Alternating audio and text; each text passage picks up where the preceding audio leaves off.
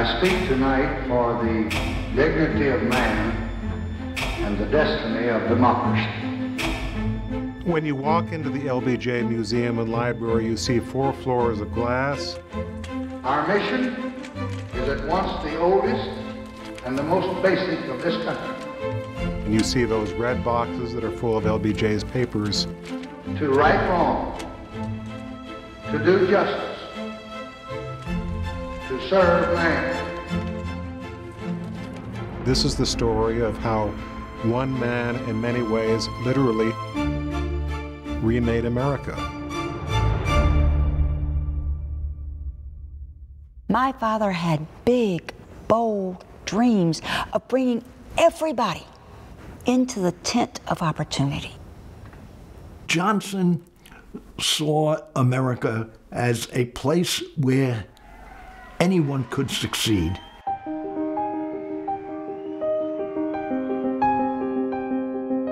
My grandmother felt that education would be Lyndon Johnson's passport out of poverty. He got a job teaching in a small South Texas town called Cotulla. My students were poor, and they often came to class without breakfast, hungry.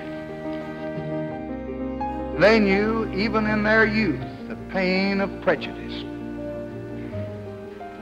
They never seemed to know why people disliked them. He saw through the eyes of those children what poverty looks like, what bigotry looks like, what hatred and injustice looks like. And it never left him.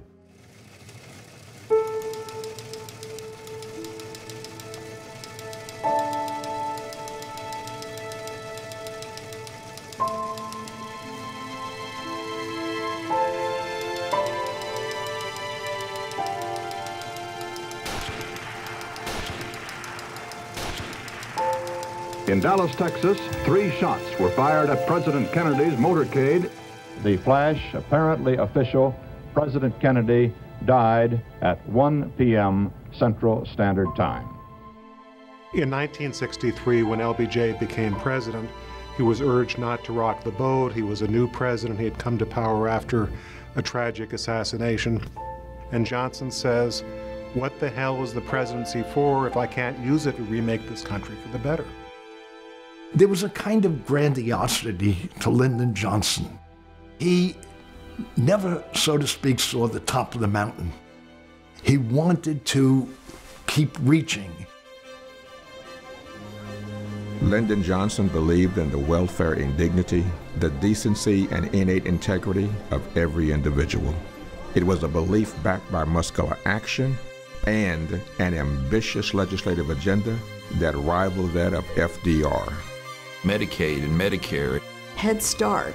Children trapped by circumstances need a way out. Head Start is that way. Aid to dependent children. The Elementary and Secondary Education Act. No law I have signed or will ever sign means more to the future of America. The National Endowment for the Arts. Liftoff. We have a liftoff. Absolutely instrumental in the creation of NASA. Clean Water, Clean Air Acts. Public broadcasting. The Immigration Act of 1965 literally changed the faces of America.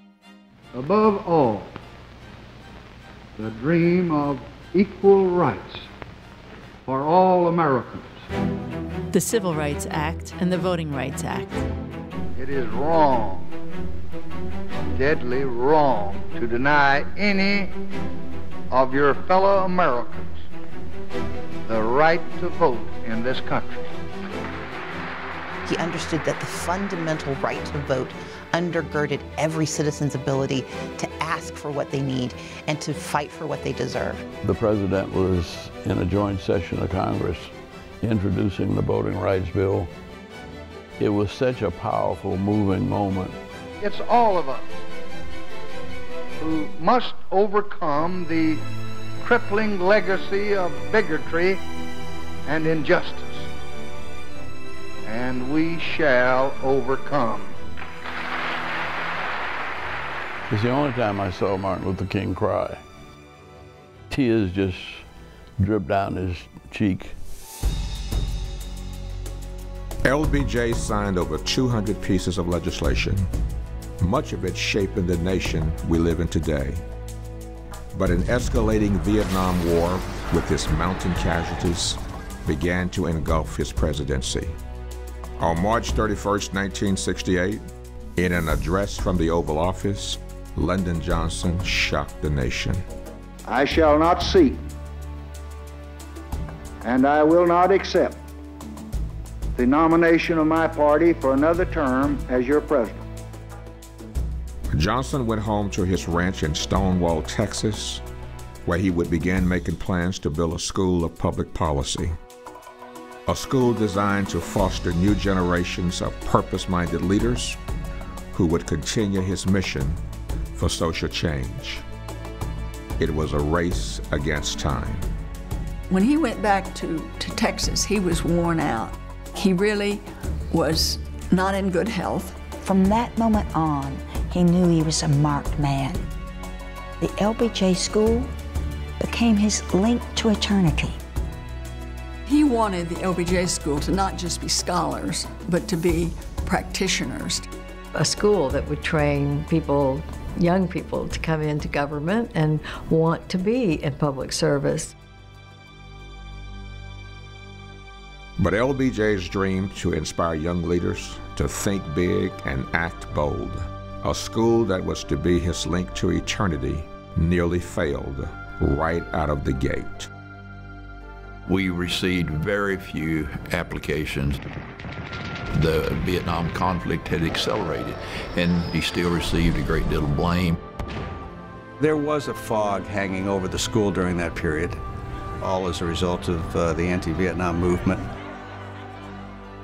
We went to President Johnson's office, and he just received the word that no young people wanted to enroll in his public policy school. I saw a man broken in spirit. I saw a man whose face was full of pain and agony. And I saw a man who was so discouraged and was humiliated. I came up with the idea that we would pay the way 100% for the students that would enroll in the LBJ school. They would be on a full scholarship.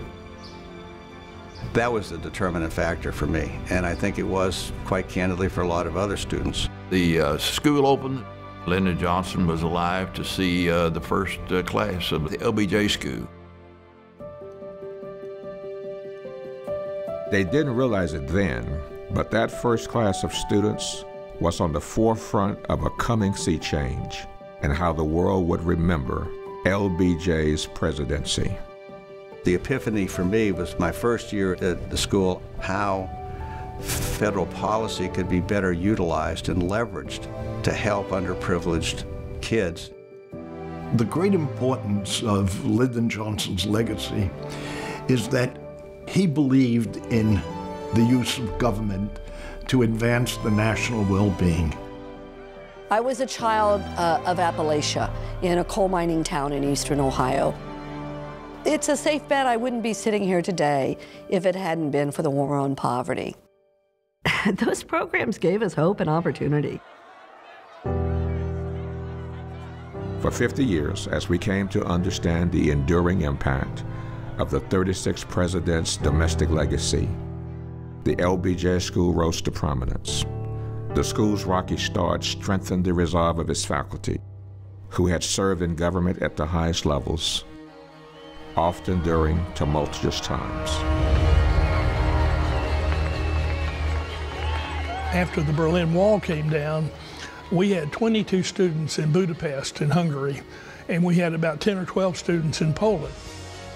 I think every state and almost every country in the world has had some LBJ student to have a significant role in the history of what's happened since the school was founded.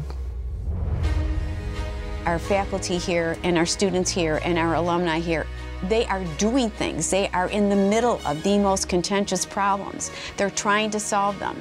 Our students are taught to think big and to dream big. Those dreams are based in data and facts and reason. The intersection between wildlife conservation and security issues. Community engagement and sustainable development. The crossroads of national defense and economic development. The health system and policy response to gender-based violence.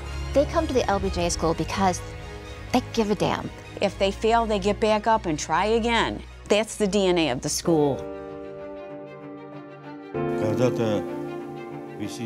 From early on, the LBJ school's hands-on culture was shaped by renowned public leaders, presidents, vice presidents, Supreme Court justices, governors, members of Congress, foreign leaders, and diplomats. Now, the number of eminent leaders from around the world that have walked through these doors is just incredible. Women have played a huge role in it since day one. Lady Bird Johnson was a huge driving force. She believed that we all had an obligation to give back for being so lucky to live in this country. We are a people in a quandary about the present. We are a people in search of our future. Barbara Jordan came from Congress, and she had just shaken the world with her speech in 1976. She really challenged the American people to come together as a society. We are attempting to fulfill our national purpose, to create and sustain a society in which all of us are equal.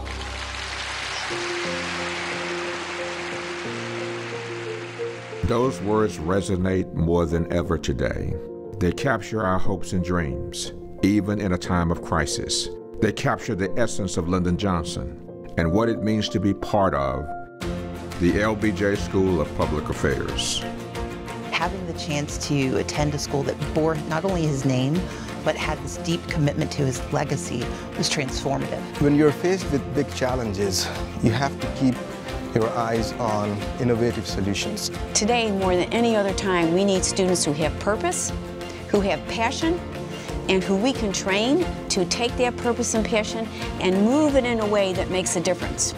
When you say LBJ, I think of a fighter. I think of somebody that spent his whole career fighting for a better society. The wall behind me embodies that great society that LBJ himself once envisioned. It also shows the power that one person can do in public policy. You tell people that you are an alum of the LBJ school.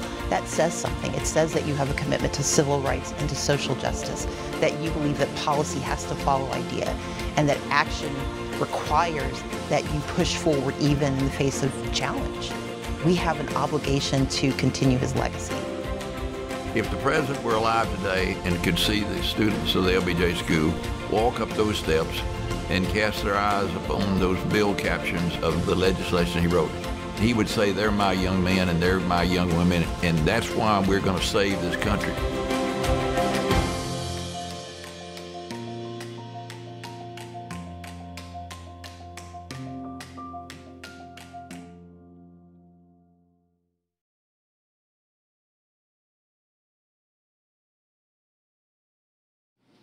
Hi everyone, my name is Angela Evans and I am the Dean of the Lyndon Baines Johnson School of Public Affairs at the University of Texas at Austin.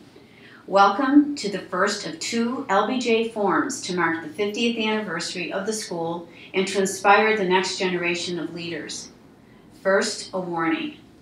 These LBJ forums will not look like your typical golden anniversary celebrations. Rather, they will highlight the power of our people, a power nourished by commitment, cultivated through collaboration, fueled by innovation and risk, and sustained by persistence and sheer will. You will meet some of those among us who are working on America's challenges, holding the full faith that their efforts are making a difference, and they are. This evening, we will explore In the Arena, the LBJ era to the present. 50 years ago, President Johnson realized a new dream, a way to advance public service and its leadership through education. He founded a professional school, the LBJ School of Public Affairs, a school that would link the worlds of thought and action, intelligence and learning, bonded to commitment. The school represented the full promise and optimism of the future.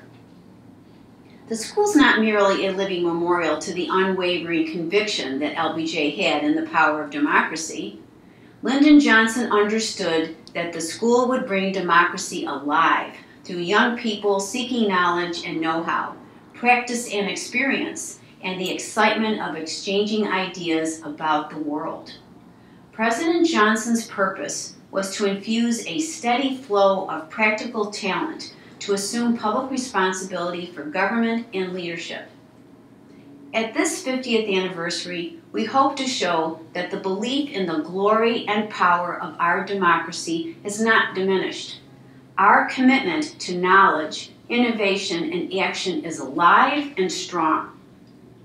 We respect the past, but are not bound to it. We embrace the future. We believe in LBJ's investment in education.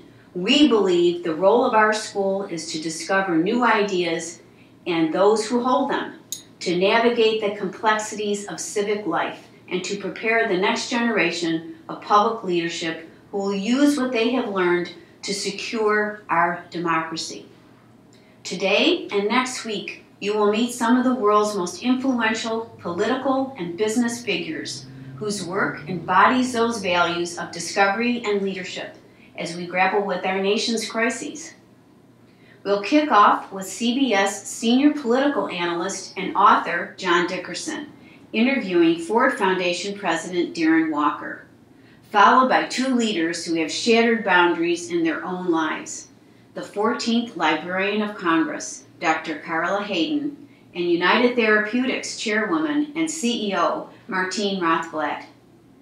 Dr. Ezekiel Emanuel, one of the world's premier medical ethicists, will share insights on fixing inequities and shortfalls in healthcare. We'll then take a look inside the ONE campaign's audacious mission to end extreme poverty and preventable disease by 2030, with MTV co-founder and ONE campaign chairman Tom Freston, followed by a conversation with one of America's leading public policy innovators, Dr. Rajiv Shah, president of the Rockefeller Foundation.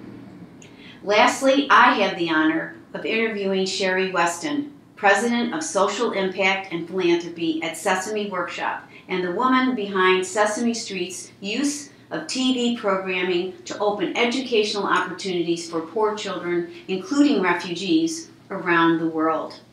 I want to thank the sponsors and donors who made this LBJ Forum possible.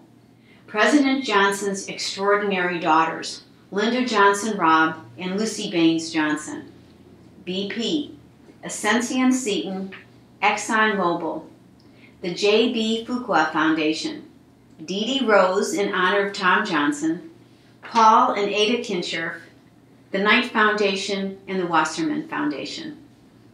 Now to our first panel. Much like the LBJ era, today is a time of extremes, extreme challenges that remain extremely unresolved. One of America's great thinkers and doers, Ford Foundation President Darren Walker, joins us to talk about how we can move forward to address the most daunting issues of our time: economic inequity, racial justice, climate change, and to do it with patience, inclusivity, and nuance. Interviewing Darren is John Dickerson, CBS News senior political analyst, correspondent for 60 Minutes, and best-selling author. John's mother, Nancy Dickerson, was CBS's first female correspondent. She knew Lyndon Johnson and the Johnson family well.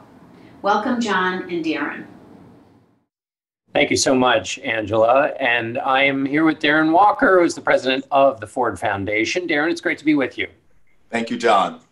I want to pick up where Angela started with what you wrote in that great piece you wrote about nuance, which is an idea I want to get back to later. But you wrote that extreme challenges remain extremely unsolved. Tell me what some of the extreme challenges are that we face. I think the great challenges of our day are climate and what to do about the ecosystem that we are seemingly destroying.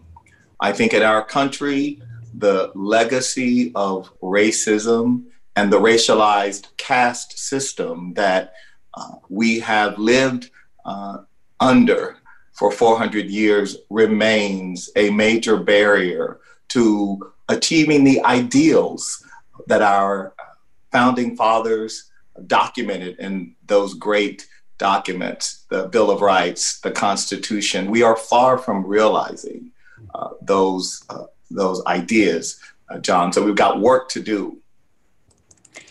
And let me pick up on the race piece. We'll go back to climate in a minute. You mentioned the caste system. I have Isabel Wilkerson's book in my head at the moment about caste. And the reason I wanted to touch on that is these problems are so big. Help me understand how you think about reframing the way we think about them. The idea of caste versus race is one way, it seems to me, that we need to kind of rethink the way we think about these big problems. Well, I think we have to, as Americans, come to grips with our history. And that is painful because for those of us who love this country, and I consider myself a privileged person, Darren Walker's story could only be possible in America. Every day I live with gratitude for having been born in this great country. But I also live with the recognition that the history I learned was not the full history, was a romanticized history of exceptionalism. And there are many ways in which we are exceptional and have been as a nation, but we have not told the full narrative, the unsavory and regrettable parts of our history, which must be told. And if we are to be the America that we want to be. Tell us a little bit of the Darren Walker story, because it is inspirational. And when you talk about the word privilege, where does that come from, that sense of privilege for you?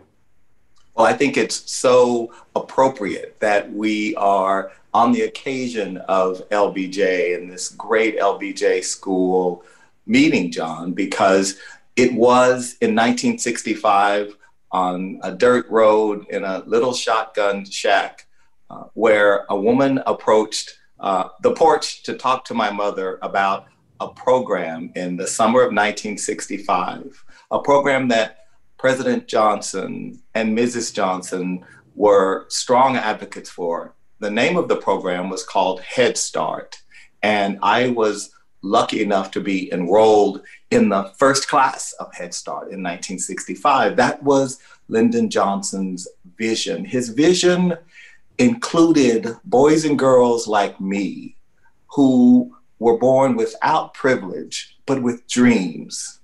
President Johnson and Mrs. Johnson believed, deeply believed, that little boys and girls like me should be able to live in a country where our dreams could be realized, where upward mobility, social mobility was indeed not a dream, but a reality. And certainly for me, going to good public schools in Texas, a great university there in Austin, made it possible for me to realize my dreams. How healthy, Darren, in your view, is that part of the American story that we tell ourselves and that we grew up believing in, which is if you were given a shot, you could make it in America? Is it as healthy as it was before? Give me a diagnosis now of that sense of opportunity in America. Well, this is not a political statement or anecdote, but we are no longer the world's greatest mobility escalator. Indeed, I say that if you want the American dream, you should move to Canada, because the Canadians are delivering on social mobility, on economic mobility at a much greater pace than we are here. So we have work to do. We have lost our edge, the edge that we held.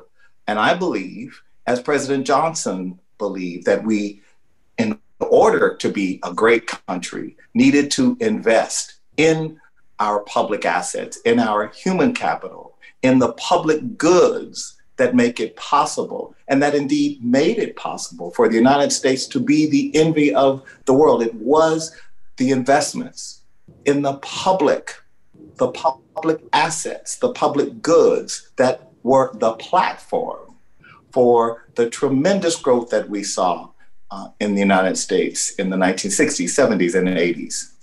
So if Darren Walker is there with the repair crew to rebuild that mobility escalator that's not running anymore and that maybe has some springs that have been thrown, what are you bringing to the repair job to rebuild those public goods that reinstalls that mobility escalator?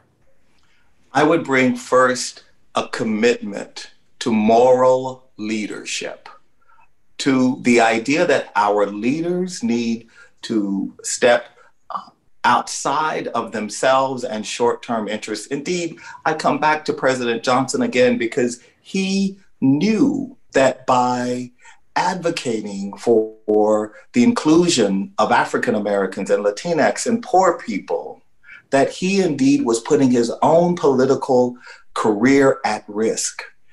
He quite famously said that he was, by doing what he was doing, he was going to lose the South politically because he was so committed to racial equality. And so I believe moral leadership, not just in our political class, but in our economic class. We have a problem in this country because we are a democratic capitalist system, but we have forgotten that in a democratic capitalist system, democracy must come first. And we have turned that on its head in our obsession with the private sector having all the answers and the private sector leading. The private sector acts in the interest of the private sector, of its shareholders. It acts to earn money. The public interest has to be advocated for and represented. And if we don't have investment in those public assets, the public interest will not be realized. So it sounds like if I can look at the component parts of what you're talking about with respect to moral leadership, you're saying put something above self-interest, so the larger public good, the greater good above your self-interest, and also long-term over short-term. Is that a way to think about it in its individual parts?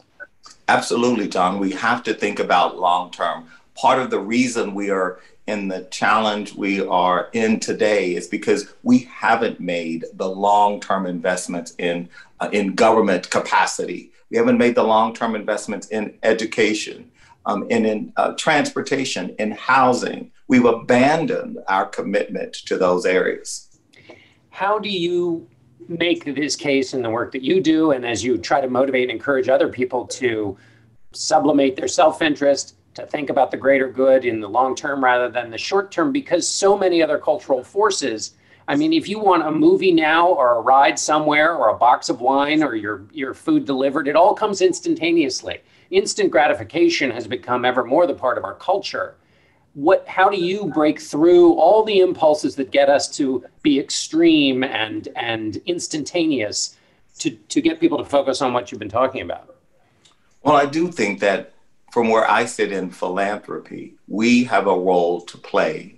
We have a role to play in contributing to the kind of country we want. And philanthropists have a role to play in addressing these issues you raised. The challenge is that we have philanthropists who continue to think of their work as charity, their work as generosity.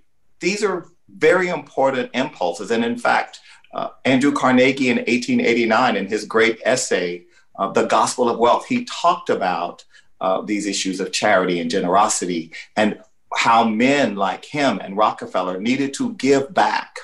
But I'm inspired by another person of President Johnson's era, Dr. King, who in 1968 said the following about philanthropy.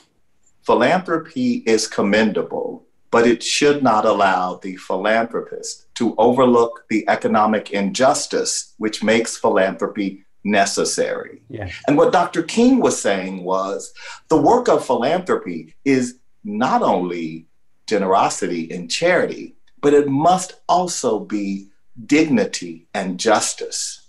Because if we are working towards justice, we are not allowing ourselves to see the injustice, the unfairness in the very systems that produce the inequality that plagues our society today.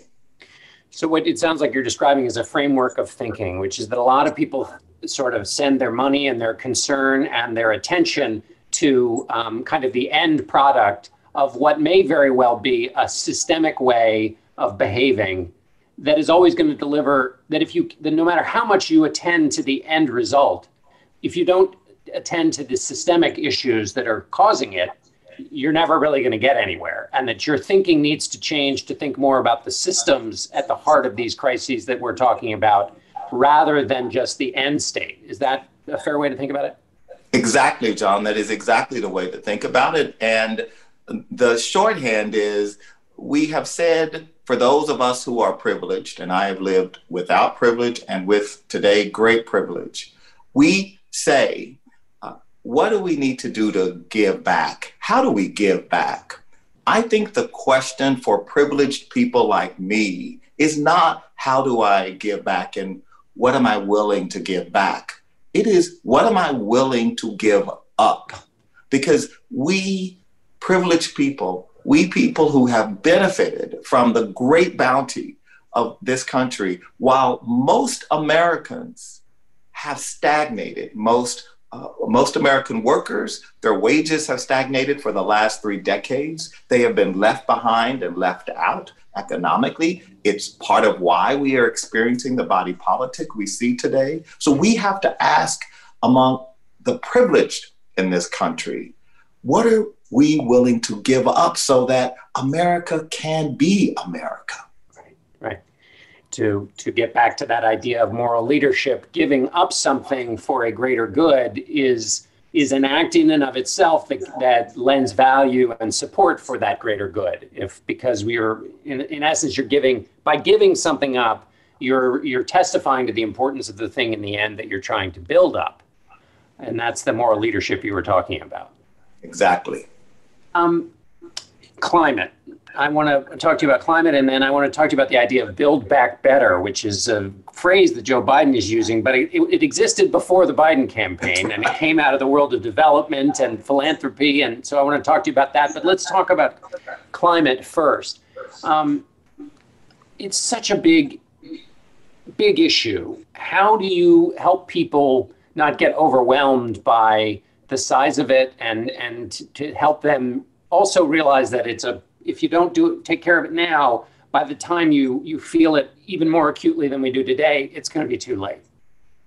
Well, I think it goes without saying that for those of us who care about the climate, that we are disappointed that the United States has not been able to exert the leadership that is needed from the largest superpower, from the largest economy, which is itself responsible for a disproportionate amount of the carbon, the pollution.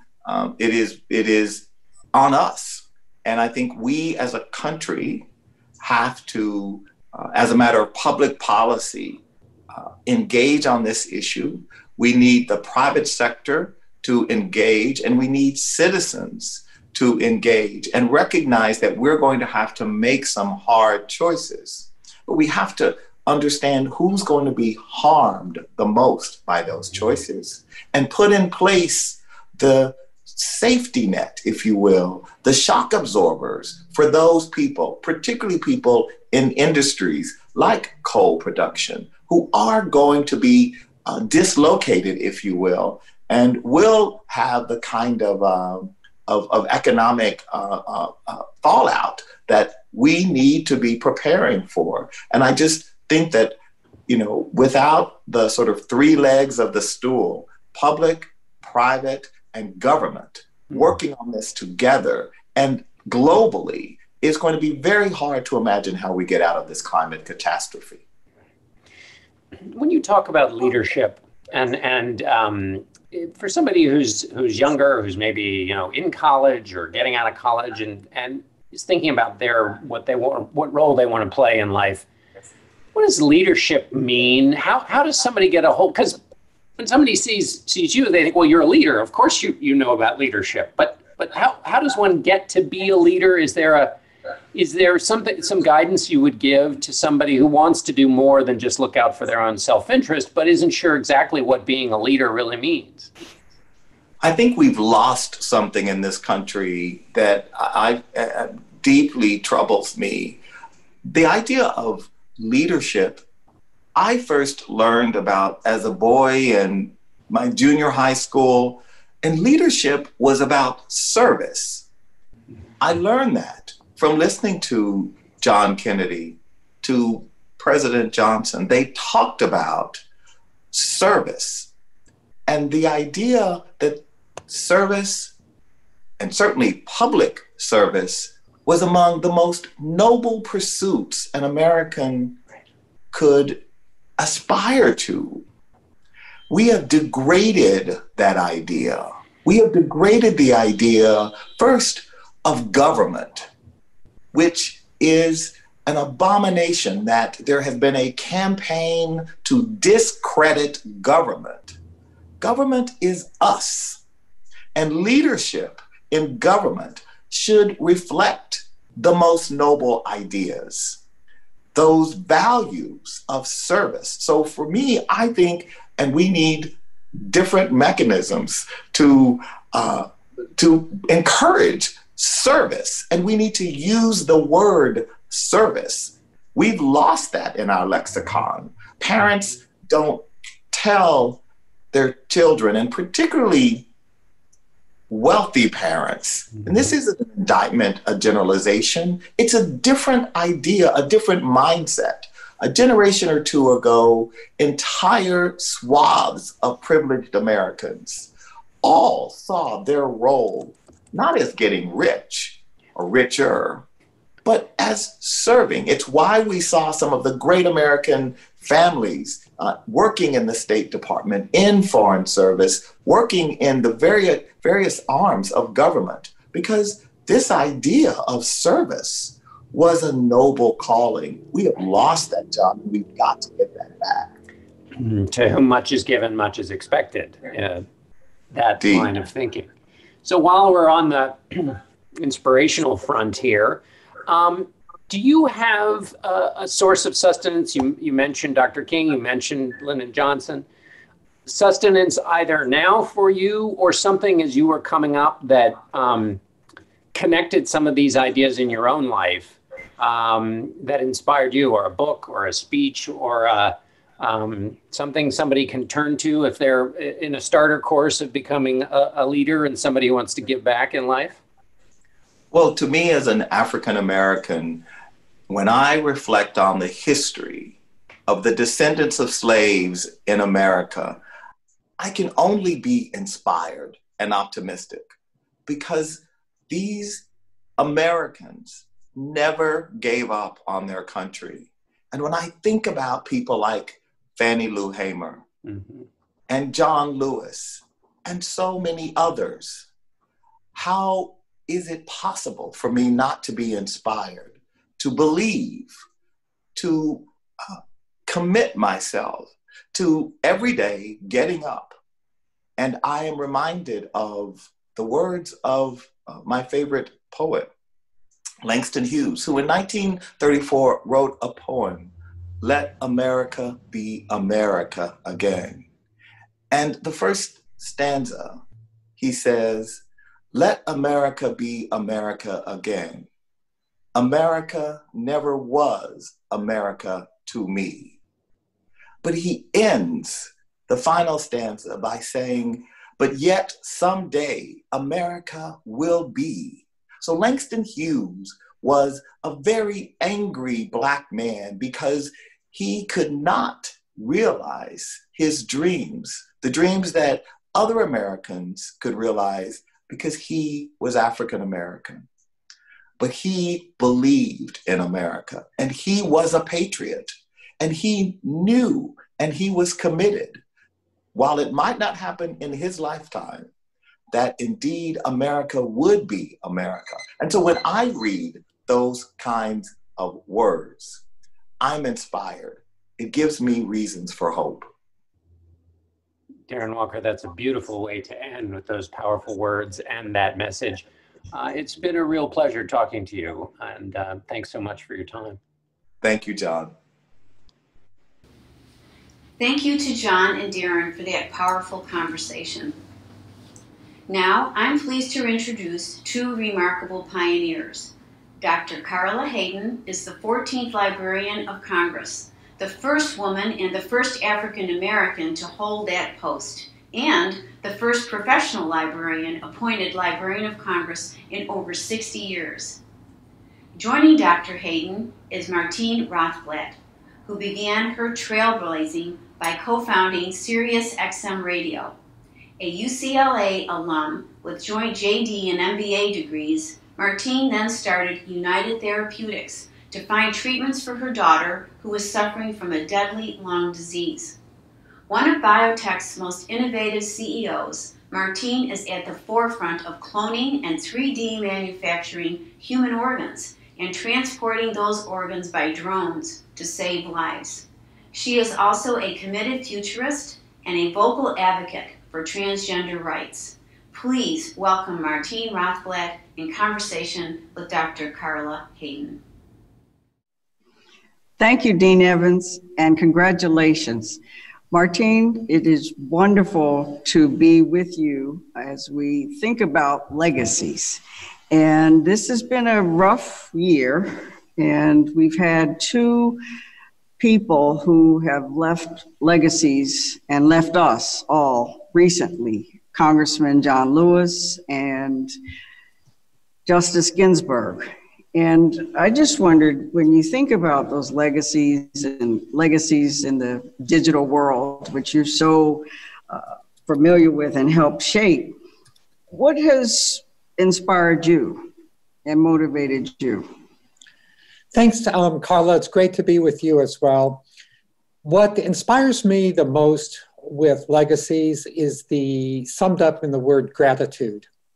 When a person passes, it's an opportunity for us to refresh our recollections and remind the greater population that may not be as familiar with the accomplishments of those individuals as to the tremendous efforts they made to create a better world for all of us. And I know that this is something that also resonated with Lyndon Johnson. He often referred to the soldiers who died in the fields of Flanders. World War I was concluded when he was a child. World War II, he was in the midst of that as a legislator and for a short time in battle. And he would talk about the people who came before us. They sacrificed so much. We owe it to them. We morally, ethically owe it to them to continue their mission and to make this a better world. And when I think of the contributions of Justice Ginsburg and the contributions of Congressman Lewis, the extraordinary fortitude and strength of character and persistence that they had to improve the lives of women, to improve the lives of Blacks and other disadvantaged minorities in the United States, I feel that I would be an ingrate, and that any of us would be an ingrate if we did not use our life and the abilities and resources we have to continue their mission and make the world as great a world as we possibly can make it. And so the legacy really envelops appreciation, but also gives you some motivation to carry on. Absolutely. Absolutely. If somebody like Congressman Lewis could be, one of the key members of a group that led us from, outright disenfranchisement in blatant contravention of the Constitution over 100 years after it was made abundantly clear that everybody born in the United States had the right to vote. If he could lead us from that, absolute pit of civil rights to, if not like the highest mountain, at least to, a much higher vantage point where, you know, most of the most egregious restrictions on voting rights have been pulled back, then what can we do to continue to build other aspects of what LBJ referred to as the Great Society? How can we say, oh, it's impossible to get rid of childhood hunger, when Congressman Lewis took us from, you know, having ridiculous poll taxes and other obstructions to even vote, having, you know, so few rights at all, to at least having a modicum of the American dream? How can we complain about our inability to achieve, say, a parity of women on company corporate boards and a parity of women in the legislature? After 250 years, just about, how come there has been no woman who has been president or vice president of a country that everybody here was born from a woman, and women have shouldered more than half of the burden of creating this country from the beginning? So it's from Justice Ginsburg's accomplishments, and it's from Congressman Lewis's accomplishments, that first I feel a deep sense of gratitude, and that gratitude is what waters and nurtures my inspiration, and I believe all young people's inspirations, to make this a better world. And what people might not realize, I just finished John Meacham's book about Congressman Lewis. He was a young student at the time, and when LBJ signed, and that took a lot of courage for him to push for the Voting Rights Act in '64, and he carried on the legacy of what had been, the work had been done. He worked with John Lewis. John Lewis was right there, and he gave him one of the pens. And so I wish you could talk a little bit more about how LBJ recognized you needed to work across the aisle, you needed to bring people together, respect young people, and he was the master of the Senate. Well, I think also President Johnson showed us that there's no substitute for interacting one-on-one with other people. He was a people person, and whether it was going to the Hill or having people come to the White House, getting people in a corner and talking with them one-on-one, he was a people person. And it was a two-way exchange. The Civil Rights Act of 1964 was, in my opinion, perhaps the greatest legislative accomplishment of a century. But then that followed with the Voting Rights Act. And that was only because he had spent enough time one-on-one with people like John Lewis and Martin Luther King, that he realized when Martin Luther King said, we are not going to accept any substitute for a Voting Rights Act, Johnson was the consummate negotiator and bargainer. And he realized that the only way that he could balance the scales of that negotiation was, in fact, to get the Voting Rights Act passed in '65, even if it was over the blood and over the deaths of too many martyrs down in the South, Selma in particular. It did eventually get accomplished. But had Johnson put himself away in some ivory tower and just read reports, I don't think any of these changes in our society would have occurred. You get change in society when you meet with people one-on-one. One of my truest beliefs is that each person is like a library. There is so much information within each person. And it's sad when a leader passes, like Justice Ginsburg or Congressman Lewis, because it's like an entire library has gone up in flames. So how can we stop that library from going up in flames? We can stop it by absorbing into ourselves all of the life experiences and the teachings of a Justice Ginsburg and a Congressman Lewis. And that way their libraries expand our own personal libraries. Well, you know that resonates with me, Martine. As you do with me. I'm sitting in right now the world's largest library with legacies all around. And I wondered what connected you to LBJ. I have a LBJ story too, so I want to hear yours first. What connected me to LBJ was his quest to go to space. And this seemed to most people such a far out notion that we could actually launch things into space when nobody had before. He was already excited about space even when the first Sputnik went flying over his ranch in Texas. And he carried forward John F. Kennedy's legacy of before the end of this decade, we'll land a person on the moon and bring them safely back to Earth. So Johnson was somebody who thought big, but had his feet on the ground. And I remember when I received my bar mitzvah, which was in 1968, the rabbi said, Martine, you are somebody who has their head in the stars and their feet on the ground. And so to me, I was a little teeny tiny Lyndon Johnson because he always tried to be practical. He didn't just say, we're going to have a great society and did nothing about it. He passed hundreds of bills creating all the different building blocks of the great society. Medicare.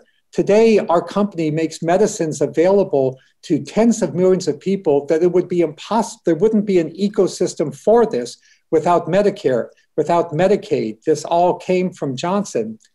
And so it's his combination of thinking big and being practical that bonded me to LBJ. And even though I've read Robert Carroll and different biographies, it was Doris Kearns Goodwin who called him one of her guys with Lincoln, Franklin Delano Roosevelt, and LBJ. She worked with him, and she is such a renowned historian, but she had her admiration for him and my admiration for her. She introduced me to those other parts of him too. Yes. Yeah, I love the biography by Doris Kearns Goodwin and also by Robert Dallek. He was a complicated individual, but anybody that amazing would be complicated. Roosevelt was complicated. Lincoln was complicated. Martin Luther King was complimented. It was complicated. Great people are by their nature complicated. But what inspires me about all of these great individuals is that they were able to balance the big picture with all the small steps you need to do to make it. And I believe that, young people coming out of the LBJ school today or other universities and academic programs, they should say to themselves, what is the biggest impact that I could practically have in this life? And then go for it. The mantra that I use in my company is to go big or go home. And that is to me an LBJ mantra, go big or go home. And we can all be inspired by that. Well, you mentioned your company and the medical part. What has this pandemic taught us? Because the young people who are in the LBJ school now are going to they have a legacy that they will be carrying, being part of this and thinking about a future. This pandemic has taught us that there are problems that are so large that they can only be solved at the largest of scales, which for a country would mean the national scale. Unfortunately, during the Reagan administration, there was beginning this notion that I'm here from the federal government to help you was like a bad thing. But for, my parents' generation who grew up during the Depression, and that was Johnson's time, being from the federal government and here to bring you electricity, well, that couldn't be done piecemeal. That required a national infrastructure. Now we've seen with the differential impact of the pandemic in a country that said, well, we're going to let every state kind of figure it out for themselves and every city figure it out for themselves. Now we're sitting here with 5% of the world's population and 25% of the COVID cases. So big problems like pandemics can only be solved on a national scale. And I think that should be the number one lesson from this, is that the federal government has a crucial role to play in a society. It's not an afterthought. It's not a necessary evil. The federal government is like the brain. All the rest of us are like the body, the arms, the heart, the legs. You need the arms, the heart, and the legs. No doubt about it. The brain wants to work with the arms and the hearts and the leg. But the arms and the hearts and the leg are of no use at all without a brain. And the brain is policy making, national policy making. And LBJ really exemplified that, used the power of the federal government to do different things that would help more and more people. One of my favorite LBJ speeches ended with him saying, "We shall overcome." I loved it. Yes. That was phenomenal at that time, that the sitting president would say that and admit so much, a Texan, a person who, that it just resonated so much. What about you in terms of him using that platform? So I love that speech, and I believe that was his speech for the 65 Voting Rights Act, and seeing the grainy newsreels of it with everybody standing up, it was absolutely beautiful. And you could see, as mentioned, had he not met one-on-one over and over with Martin Luther King, I don't think he would have said that. But when you meet one-on-one with a person, a magical thing happens. Martin Luther King's mind and soul entered into LBJ, and parts of LBJ's mind and soul entered into Martin Luther King. So we have to engage with people one-on-one. And that was as much Martin Luther King saying, "We shall overcome," and John Lewis and all of the other leaders of the civil rights movement, as it was LBJ himself. I think my favorite speech, Carla, it's hard to pick, but I would probably pick the Great Society speech that he gave the year before in Michigan. Again, I was a little kid then, so I saw these on newsreels, or on YouTube, to be frank. But what there was in that Great Society speech was a kind of a freshness to Johnson. He was outside. I think he felt more comfortable outside than indoors. There was a serenity to his visage. He seemed like, this was his moment. And his message was that we can have a society where people are fed, are clothed, live in good homes, have the educational opportunities they want, are respected regardless of their race, color, creed, religion. We can have it all. That's thinking big. And then he began to say, these are the particular steps that we need to take to have it all. So he had his head in the stars. To have a great society is to have one's head in the stars, but his feet were firmly planted on the ground at a commencement address in Michigan. And I think if you had to break down LBJ and said what was the one thing that was most important to him over everything else, he would say it was education. And I believe it's education. And I believe that all of us are a bit diminished because we have not fulfilled the aspirations of and the legacies of those who have gone before us to create a first-class education system in America. So many people, tens of millions of kids, are shortchanged in their education. And I would hope that the graduates of the schools of public affairs and other schools throughout the country today, if they have a number one priority, it should be that every single American, indeed everybody in the world, with the internet you can do it, should have a first-class education. Now, you mentioned the internet and the digital world, and you've been a creator and pioneer in that world. So what about the digital future? And how do you weave in that public good and the public service in that environment? So digital is a blessing. It's a wonderful blessing. And it's an example of, we have this wonderful internet, not because people thought ahead of time that everybody wants to be able to watch a YouTube video to learn how to do what they don't know how to do. We built it sort of for defense-related purposes. It was funded by the Department of Defense.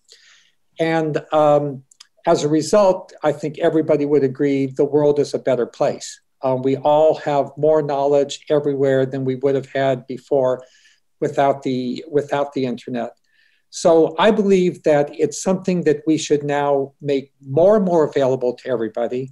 We should make sure that the internet runs at faster and faster speeds. We should teach people to be critical learners, critical consumers of information. That's what school is about. Every child who goes to elementary school hears very quickly, first after they learn how to read, don't believe everything you read, right? I mean, yes. We learn how to read, then we learn don't believe everything you read. So these type of critical learning skills are imperative for us to spread throughout the world in order to have a greater future. And I think that our conversation and bringing in what LBJ started, you can have your eyes up and be in the stars, but your feet on the ground.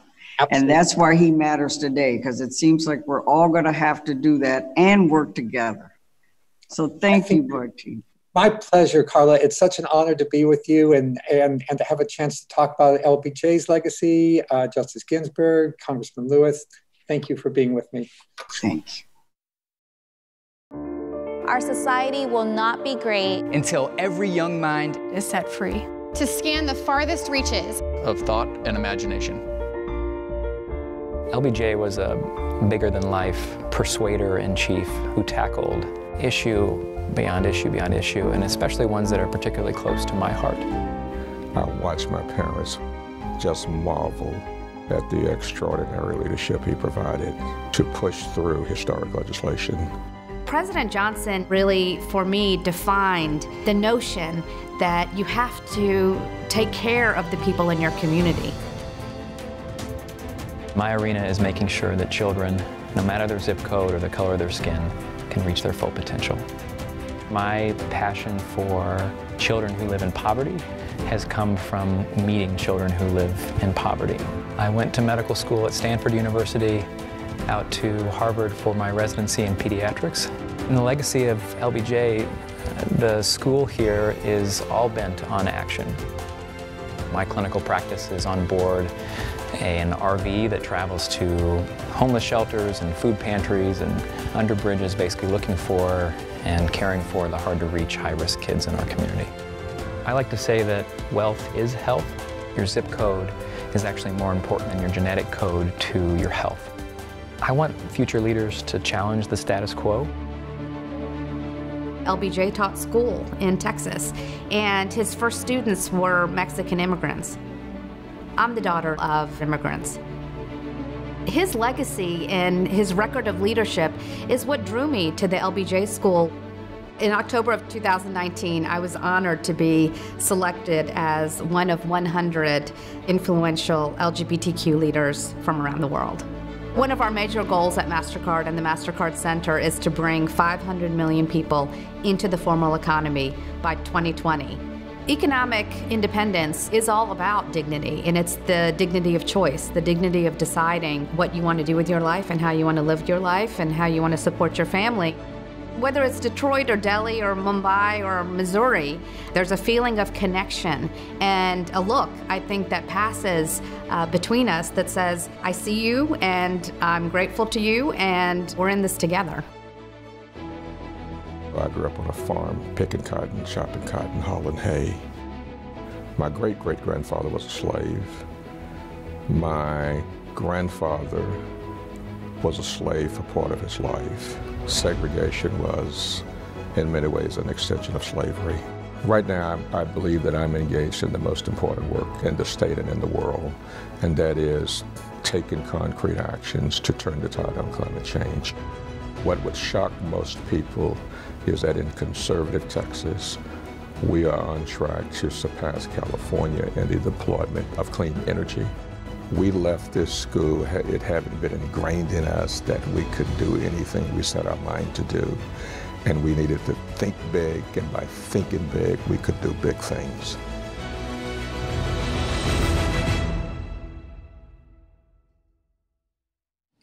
55 years ago, LBJ and a bipartisan Congress transformed the health of Americans, young and old, wealthy and poor, with the passage of Medicare and Medicaid. But delivering affordable and sensible health care remains an intractable problem, with the pandemic starkly exposing vast inequities and shortfalls in the medical system. America's premier medical ethicist explains where we are and where we could be if we came together behind bold reforms. Dr. Ezekiel Emanuel, Vice Provost for Global Initiatives and Chair at the Department of Medical Ethics and Health Policy at the University of Pennsylvania, will be interviewed by our very own LBJ professor, Dr. Michael Hull. He's a physician, educator, and social entrepreneur. Well, hello, LBJ fans. I'm Michael Hull, coming at you from Austin, Texas, and we are in for a real treat today. I am here with the one and only Dr. Zeke Emanuel. So welcome in, Zeke. Nice to see you again. Great to be here. I've got a few questions for you, and as a fellow physician, I am just excited to have an opportunity to pick your brain. And so I'm going to dive right in. I want to start on kind of a somber note, something that's on my heart, certainly, and on the hearts of Americans across the country, which is that we are enduring several national crises at once. Over 200,000 people have died from the COVID-19 pandemic. We have an economic recession impacting small businesses on main streets across the country. And of course, recurring racial strife that is causing, to say the least, heartache and certainly disparities in outcomes. But we know that President Johnson never shied away from national crises. In fact, he leaned into those times, capitalized on the public's concern and attention to push his agenda and accelerate positive change. And so I want to start off by asking, what kinds of change do you see today's leaders accelerating, for better or worse? And perhaps most importantly, what opportunities are left on the table for our listeners, for folks at the LBJ School, students and others to pick up the torch and carry forward? Well, the last one's easy. There's always going to be big problems that people dedicated to public service can address, whether they're climate change or income inequality. Those are things that I'm sure that if LBJ were president, he would have a whirlwind of legislation to address. I have to say, right from the start of the COVID pandemic in January and February, I often thought, what would LBJ do if you had a president who really knew how to use the reins of governmental power to address the crisis of the pandemic? And I think it's pretty clear he would have appointed a task force for every single issue that needs PPE. We have a shortage. Let's get the people, figure out the supply chain, figure out who needs it. Let's use our powers. If we need the Defense Production Act, we'll use that. Testing, same thing. Vaccines, therapeutics, just go down the list. And he would have empowered people in the government to use all the powers they have to solve the problems. And he would have, figured out how to manage and also get through Congress the legislation needed to generate both the funds but the authorities to do this properly. That's the kind of person he was. You have a problem, you bring to bear all the resources of the government to solve that problem. And so I think it's quite clear how in this moment of crisis, he would have addressed at least that COVID-19 problem. Well, I want to stay on that health moment for just a bit. I'm a pediatrician for families experiencing homelessness. I'm a civic entrepreneur trying to build new, bold solutions to old problems. And so I get to see President Johnson's impact on the health of hardworking Americans regularly, from health insurance to anti-poverty and other types of social programs. His legacy runs deep and wide. And so I'm curious if you might, as a physician and a health policy expert, tell us about LBJ's legacy, the good and the bad, as it relates to Americans' health. It's really remarkable. So I teach a course called The Future of the American Healthcare System. And my favorite lecture in that course is the history of reform. And of course, the biggest moment is the Medicare and Medicaid, 1965. And really the story begins in 1957 when the first bill for Medicare to provide coverage to the elderly gets introduced in Congress and goes nowhere. And then there's a famous Kennedy-Nixon debate over healthcare, Kennedy favoring the governmental approach, Nixon favoring something which looks an awful lot like the exchanges in the Affordable Care Act, give every American payment so that they can buy private health insurance. He had the caveat that it should be not-for-profit private health insurance. And then it doesn't go anywhere. We have a few experiments in the early 60s. And then President Kennedy gets shot. And one of the things that Lyndon Johnson continues to argue is we've got to complete President Kennedy's legacy. And part of that legacy is getting coverage for the elderly and the poor. And after Lyndon Johnson wins this landslide victory, the sort of congressman who'd been wavering on this, Wilbur Mills, reads the electoral tea leaves and starts writing literally Medicare and Medicaid. And you can see how coalitions are made just by that bill and how genius it is, right? So Medicare Part A, which covers hospitals, that's a Democratic proposal. The government's going to have a payroll tax, going to provide for every elderly person hospital coverage. Then there's the physician part of it, and that looks like the Republican proposal. So people buy insurance. They contribute 25% of it, 75% from the government, and they get physician coverage. And then you have Medicaid, which looks like Wilbur Mills's bill that had been called Elder Care, give money to the states, revenue share between the federal and state governments. Now, the legacy is pretty clear. Medicare really, the legacy is, there's clearly one in healthcare, in terms of improving the health of the elderly. But there's also a major impact of Medicare on the poverty rate of the elderly. The poverty rate of the elderly before 1960 was something over 40%, I believe. And a large part of that, they were getting Social Security, so retirement was taken care of, but healthcare bills were beginning to grow. Doctors were able to do things, and suddenly hospitals were expensive, doctors were expensive. And so the elderly who have typically multiple chronic illnesses really began to feel the pinch of healthcare costs. And Medicare just transformed that. Now we have, poverty among the elderly is around 10%, just a humongous drop, which is directly attributable to Medicare. Medicaid was less successful, and let's just be honest about it. The first demonstration of that is because it was a federal-state partnership, states had to enact it and had to pay, less than half the bill, but they still had to pay the bill. We didn't get all the states on until 1982, 17 years after the bill passed. It's also varies from state to state. Yes, there are federal minimums, but whether a working adult who is poor under the poverty line gets coverage varied from state to state before the Affordable Care Act, still varies because 12 states haven't expanded coverage consistent with the Affordable Care Act. It just never worked as well. And part of that was the categorical system, the deserving poor as opposed to all the poor. And I think, in that sense, the legacy Medicaid, it helped. Certainly it helped a lot, but it didn't help as much as it could have, especially I think if it were a federal program through and through. Well, that reminds me too that, you're one of the most sought after public health experts in the country, perhaps one of the chief architects of the Affordable Care Act under the Obama administration. I know you also recently wrote a book about health systems around the world. I'm curious, through that light of that lens that you were just talking, could you talk a little bit about what you learned in that book? And perhaps since then, I know the pandemic has struck, anything changed? Well, one of the things you learn is that we've created the most complex healthcare system in the world. By the way we've enacted things, we have the base of employer-sponsored insurance, and we enacted Medicare and Medicaid on top.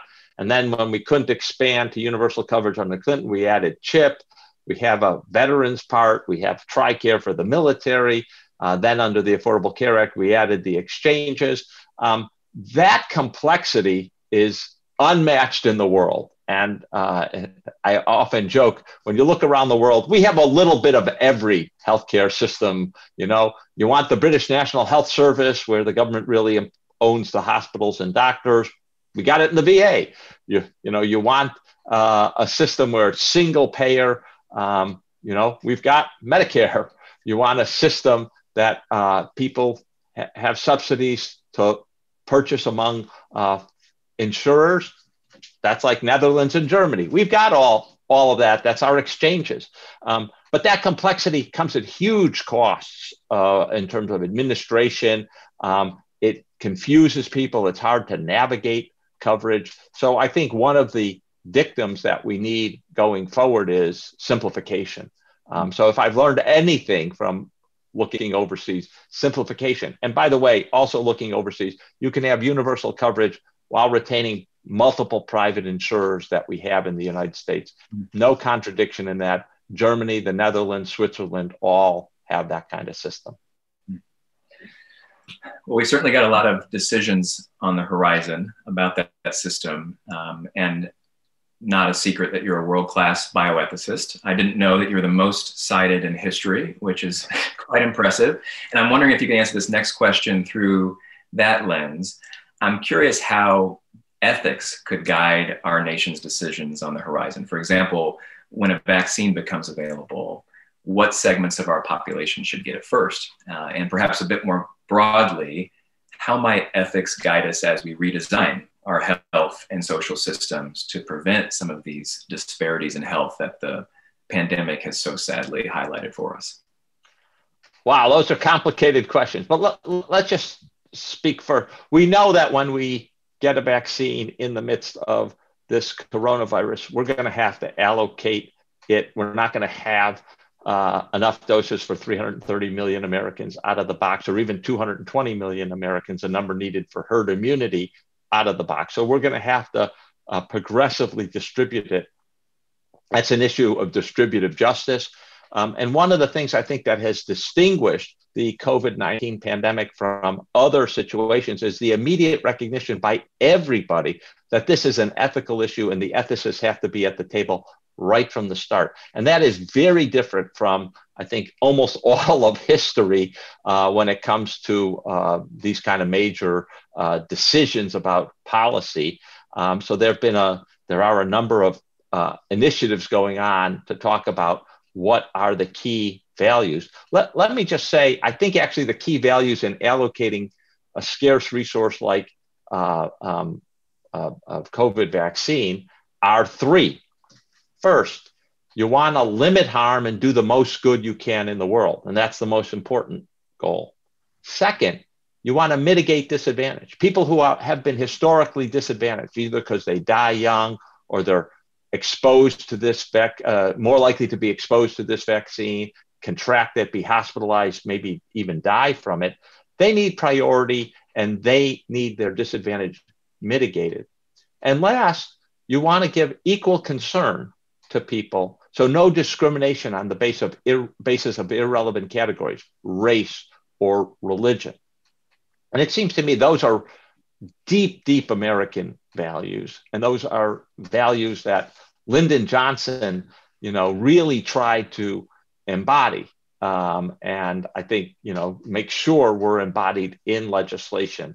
But I think going forward, there similarly have to be at the core of any major healthcare reform we do.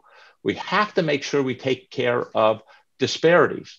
If COVID has shown anything, it's huge disparities. And Lyndon Johnson was particularly focused on this. Why did he have a war on poverty? Because he wanted to mitigate disadvantage. There's been a lot of rhetoric and obfuscation about this. It is true, he didn't get rid of poverty, but it's not true that he didn't make a humongous dent in reducing poverty substantially in this country. He did, as I just mentioned before, the rate of poverty among elderly came down substantially because of his Medicare and Medicaid program. The rate of poverty among children came down. Unfortunately, it's gone up again, which is a very unfortunate problem by rolling back some of his programs, whether they're food stamps or other programs, absolutely critical to focus on the disadvantaged. We also know that we still have a gap between whites with insurance and African Americans, and particularly Hispanics. That gap has narrowed because of the Affordable Care Act, but it's not going away. If we really care, and this is a fundamental ethical principle of mitigating disadvantage, we really care about the disadvantage in terms of health coverage and health access, we have to reduce or we have to get universal coverage. You got to get to 99% coverage, probably through some mechanism of auto enrollment, which again, Lyndon Johnson knew it was in Part A of the Medicare program, the hospital part. And that's a model I think we should be using throughout the system. People shouldn't have to choose. They get automatically enrolled, and then we can figure out which is the right mechanism. Is it Medicaid or employer-sponsored insurance or some other mechanism to get them coverage? But I think that's a key place where ethical values have to structure how we design the system. Well, thanks for mentioning the piece in particular on children. As a pediatrician, I'm also a new dad. Congratulations. And those types of, thank you. I'm a new granddad. All right, congratulations. Well, with those children in mind, and with kids across the country in mind, I want to conclude our chat here, which has just flown by the way, with a question that I hope you can speak to directly to those folks. So the LBJ School is in the arena, full of students and alumni and faculty and staff who are working day in and day out to honor President Johnson's legacy by thinking outside the box to build programs and push policies and serve the public. And it's no secret that you and your brothers are remarkable public servants across sectors, from media to academia to city government to the White House. And in fact, a quick plug for your memoir, Brothers Emanuel, which I thought was wonderful. An extraordinary tale of your family's history and extraordinary parents, extraordinary impact on our country. I want to end, Zeke, with a question. What is your best advice for America's young people who look up to you and want to make our country better?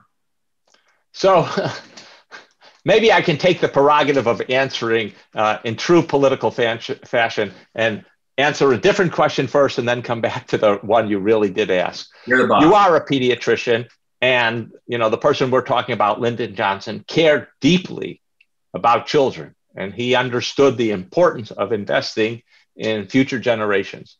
So if I had to say, what's the single biggest investment government can do for the future and for children, it seems to me that there's a program called the Nurse Family Partnership. It's early interventions with children, especially children at risk, children born into poverty or children in other deprived circumstances. If we send a nurse or someone who can really work with the parent, educate them about how to be a parent, educate them about the development of children, the nutrition of children, the stimulation of children in terms of reading them books, not giving them screen time, that investment pays huge dividends. It's not a government spending program. It turns out, and I use the word investment for a real reason, it actually gives returns. It reduces Medicaid spending in the future. It reduces special education spending in the future. It reduces criminal justice in the future, and it increases the earnings of those children decades later, which increases taxes. As a matter of fact, it's a program that begins to pay back in 5 years. I think if Lyndon Johnson were alive today, that would be his number one goal, because it takes a little government spending and then it generates returns. And it really is a true investment in children and in the future of this country. And so I think that would be my number one agenda item to think about. Amen. I think if I were giving advice, which I give to my children all the time, and frankly, to my students all the time, I think the most important thing is we're on this earth for a very short period of time. We came here the earth, the institutions of American democracy are here. We benefit from them. We don't all benefit equally, unfortunately, but we do benefit through the structures. We have relatively high incomes. The deprivations of the past are no longer here. And we have opportunities for education, opportunities for higher education. You have to ask yourself, and I think this is something our parents instilled in the Emanuel brothers, which is, how do I give back? What can I do to make this country better so that the future generations have it better than I've had it? And I think that's something that, a lot of the grandparents or great-grandparents of the people who are watching this, they came to this country. They were immigrants looking to make sure that their children and grandchildren had it better. And I think all of us have that responsibility. How can I make this country better for the future? And Lyndon Johnson, that was what drove him. I know that there's a famous story early on in his actual presidency. He came down, all his aides were working. I think it was on either the State of the Union or some speech. And they were like, well, we can't deal with the race. We can't deal with that issue. It would be too combustible, too divisive in the country. And he walks down and he says, well, we're going to start this with race. And why did he say that? They were like, shocked, you can't do it. And he said, we've got the power. What else are we going to do with the power? We've got to do good in this country with the power we get. And I think, that is something that has always stuck with me. We've got privileges. When we get into positions where we can make something good for other people, that's our responsibility. It may be controversial, but that's the thing we have to dedicate ourselves to. And for all those alumni and students at the LBJ school, I would say that's what he did. And that's the message we should take forward to guide our lives.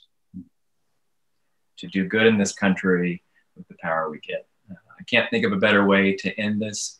Thank you so much, Zeke, for sharing your time, for the incredible impact you have on Americans across the country. And thanks to each of you who have joined in helping us celebrate 5 decades in the arena at the LBJ School of Public Affairs.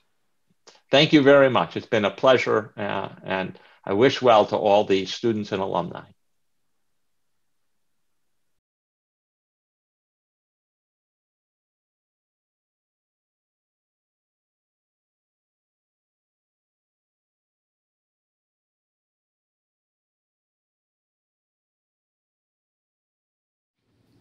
The most effective fixers are people who understand problems up close and personally. One of those people is Tom Freston, who chairs the One campaign. Bono, One's founder, has described the organization as an NRA for the world's poor for its stubborn lobbying to combat poverty so everyone, everywhere can lead a life of dignity and opportunity. Words that echo those of LBJ. We're going to look inside the One campaign's audacious mission to end extreme poverty and preventable disease by 2030, and to relearn what a global pandemic is teaching us about the magnitude of that challenge. Sellers Easton Media co-CEO and former Fortune editor Pattie Sellers sits down with Tom Freston, who before chairing One was the CEO of Viacom, and prior to that, the longtime CEO of MTV. To talk poverty and the power of politics, we have with us One campaign chairman, Tom Freston. We're going to start out by giving you a sense of who Tom Freston is, because probably most of you are not that familiar with Tom and his career. So I want to start out, Tom, by asking you, what were you doing in 1970 when the LBJ school opened its doors? Well, in 1970, I was basically living in an alienated state in New York City. Nixon was president, the Vietnam War was going full blast, and I was very much caught up with all the angst of the 60s. I had finished college and graduate school, and I had a job working at an ad agency in New York on, believe it or not, the G.I. Joe account. Now, as an anti-war person, this only added to my alienation. it was supposed to be the beginning of a career track for me, but I felt constricted there, and there was something else I wanted to do, but I didn't know really what it was. I didn't know it then, but I had pretty limited perspective. I hadn't really traveled anywhere and had no idea what a role international travel and perspective would play later on in my life. So what did you do? What did I do? Well, I quit. That's what I up and quit. It was like, take this job and shove it. I bought a 1-year round trip ticket on Icelandic Airlines for $165 and headed off with $6,000 to see the world at last. I mean, I'd only been to school and more school and work. And I was really just, at that point, just looking for adventure. I mean, I didn't really have an agenda. I went across the Sahara. I hitchhiked all over Africa and Europe, settled in places for weeks at a time like Berlin or Greece. And the big thing, though, is I headed to India from Istanbul. And that trip really transformed my life and what I thought I could do with it. Built up my confidence, my sense of empathy, my sense of geography, obviously, and my personal network. I realized I could go anywhere and do anything after that. And I fell in love with both India and Afghanistan, decided I want to live there. I started a business there. It was successful, and I stayed for 8 years. And you saw the sort of extreme poverty that you're dealing with now at the One campaign. That was really my eye-opening revelation, was witnessing the reality and justice of extreme poverty up real close. And in those days, it was really extreme. We're talking about the early 70s. So famines, plagues, lepers on the street, you name it. It opened my heart, and it's something that never left me. So while it was sort of an adventure trip at the beginning, the trip and then my years in Asia really changed my outlook on life for good. So why didn't you just stay in India and Afghanistan? Well, I would have loved to, but in 79 and 78, there was a communist coup in Afghanistan. That was bad. I had to close that down. Then there was all these trade issues with the United States and India. So I came away 8 years later, deep in debt, my tail between my legs, looking to change careers. And, music was my other passion in life. And I was able to wrangle an interview with a man who actually appreciated my entrepreneurial talents. And I joined a team of 5 or 6 people to develop and launch the idea of a channel that would become MTV. Now, this was early 80s, the dawn of the cable TV era. So you often think about the role luck can play in your career and timing. I mean, I hit it sort of perfectly, and it became just the most wonderful ride. And I stayed for 26 years. So for those of you who don't know, Tom Freston, and there's a team of sort of famous people in media who went on to other big gigs in media who built MTV.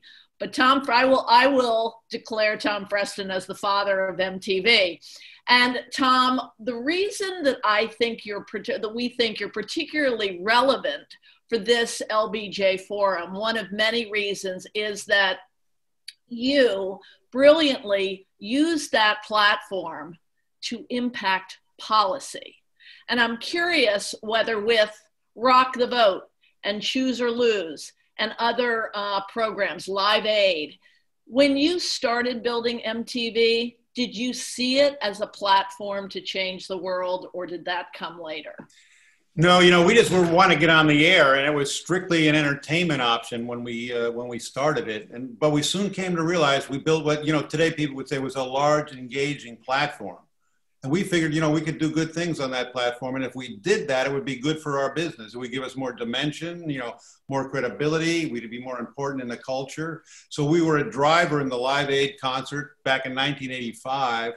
And after that, I set up a whole sort of pro-social department, and we went on to run programs, starting simple ones like drunk driving and drug use. And we got into political activism in the late 80s as a founder of Rock the Vote, which was to engage young people to register to vote. And in the 92 election with Bush the first versus Clinton, we decided we launched Choose or Lose, which became very consequential. We wanted to raise the amount of young people who would vote. And that had been, sort of low. We were actually at the end of that by engaging the candidates and have them talk to young people about issues they cared about. They weren't caring about Social Security. We were able to raise the voting levels for 18 to 24-year-olds, by 25%.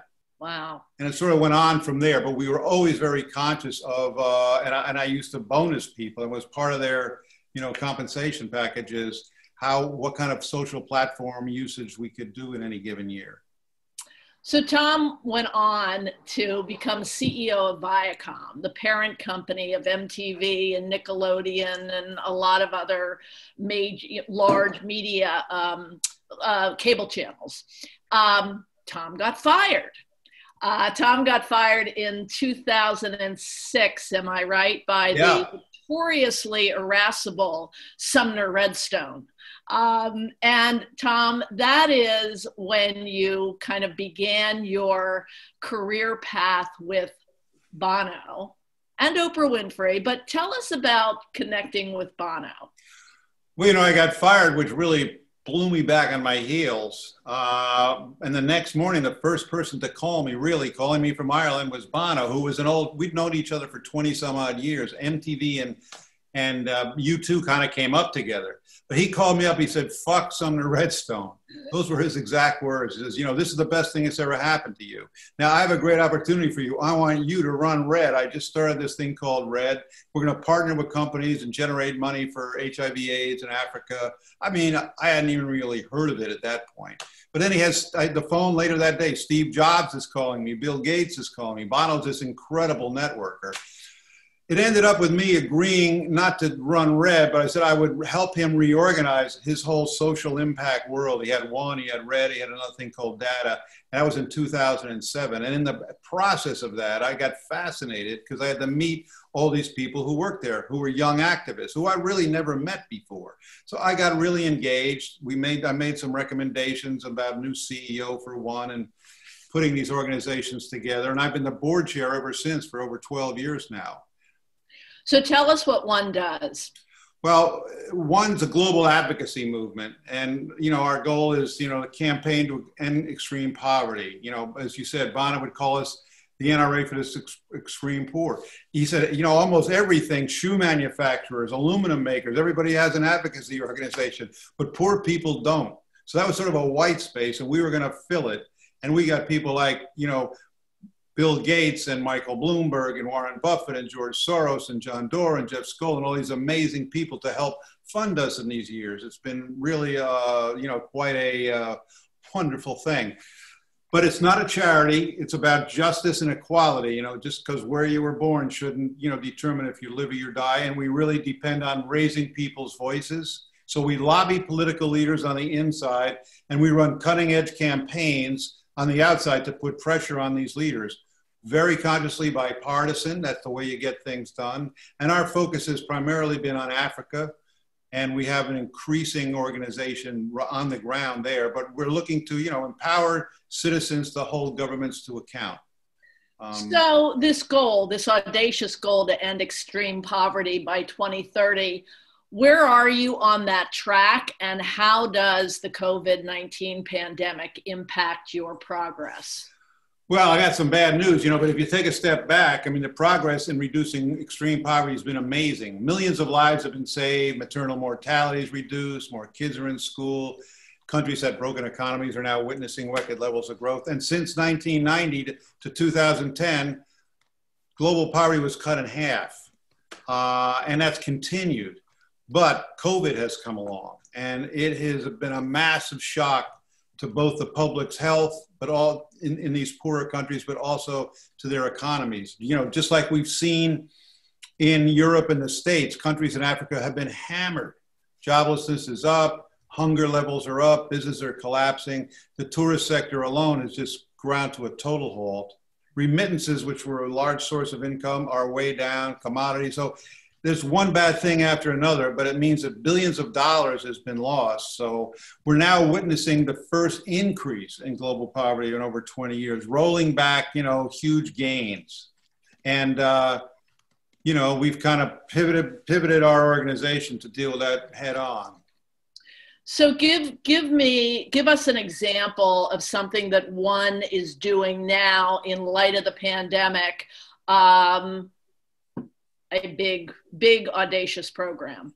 Well, we basically went all COVID all the time and we took everything off the plate. We had a full plate, but within 10 days of the lockdown, we launched a campaign called One World to call for a global response to this pandemic. And we're focusing on three things. One is countering the massive negative impact of the pandemic on poor countries by calling for a suspension of debt service through 2021. Now, the G20 has agreed to do this through the end of this year, but we want to get one more year. But multilateral and private creditors have yet to agree to this at all. And just consider the fact that Nigeria now spends 99% of its available budget on debt repayments, leaving very little money for anything else. The second thing is making sure that the vaccines, when they come through, are available to everyone everywhere. That's something we call vaccine equity. And it's not just about what's fair, although that alone should help persuade people. It's also smart from an epidemiological point of view. You know, you want to surround and encircle this virus that crosses borders without any passport.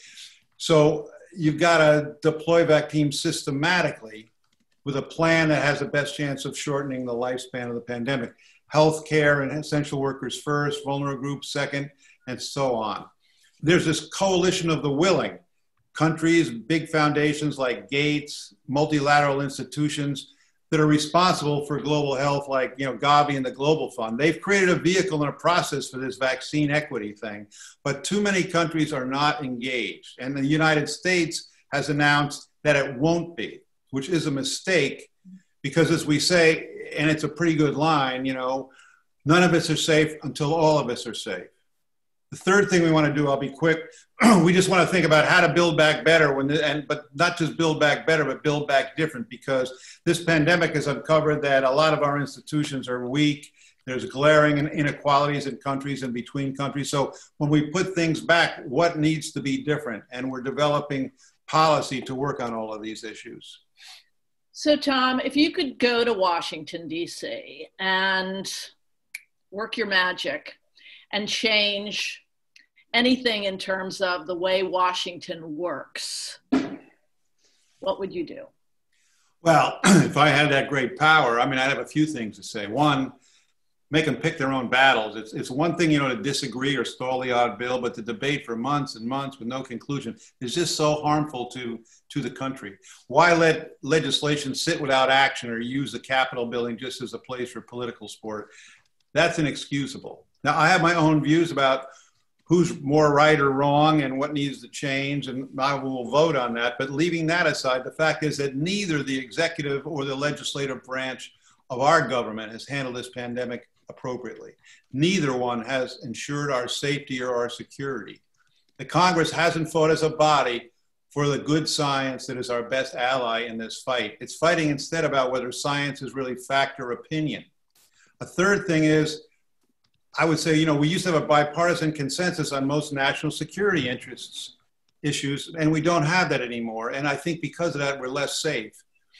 I tell them too that these deals for COVID that we want to have done should be done faster, and we need to put billions of dollars in that legislation for the international response, which I already talked about what the issues are there in these poorer countries.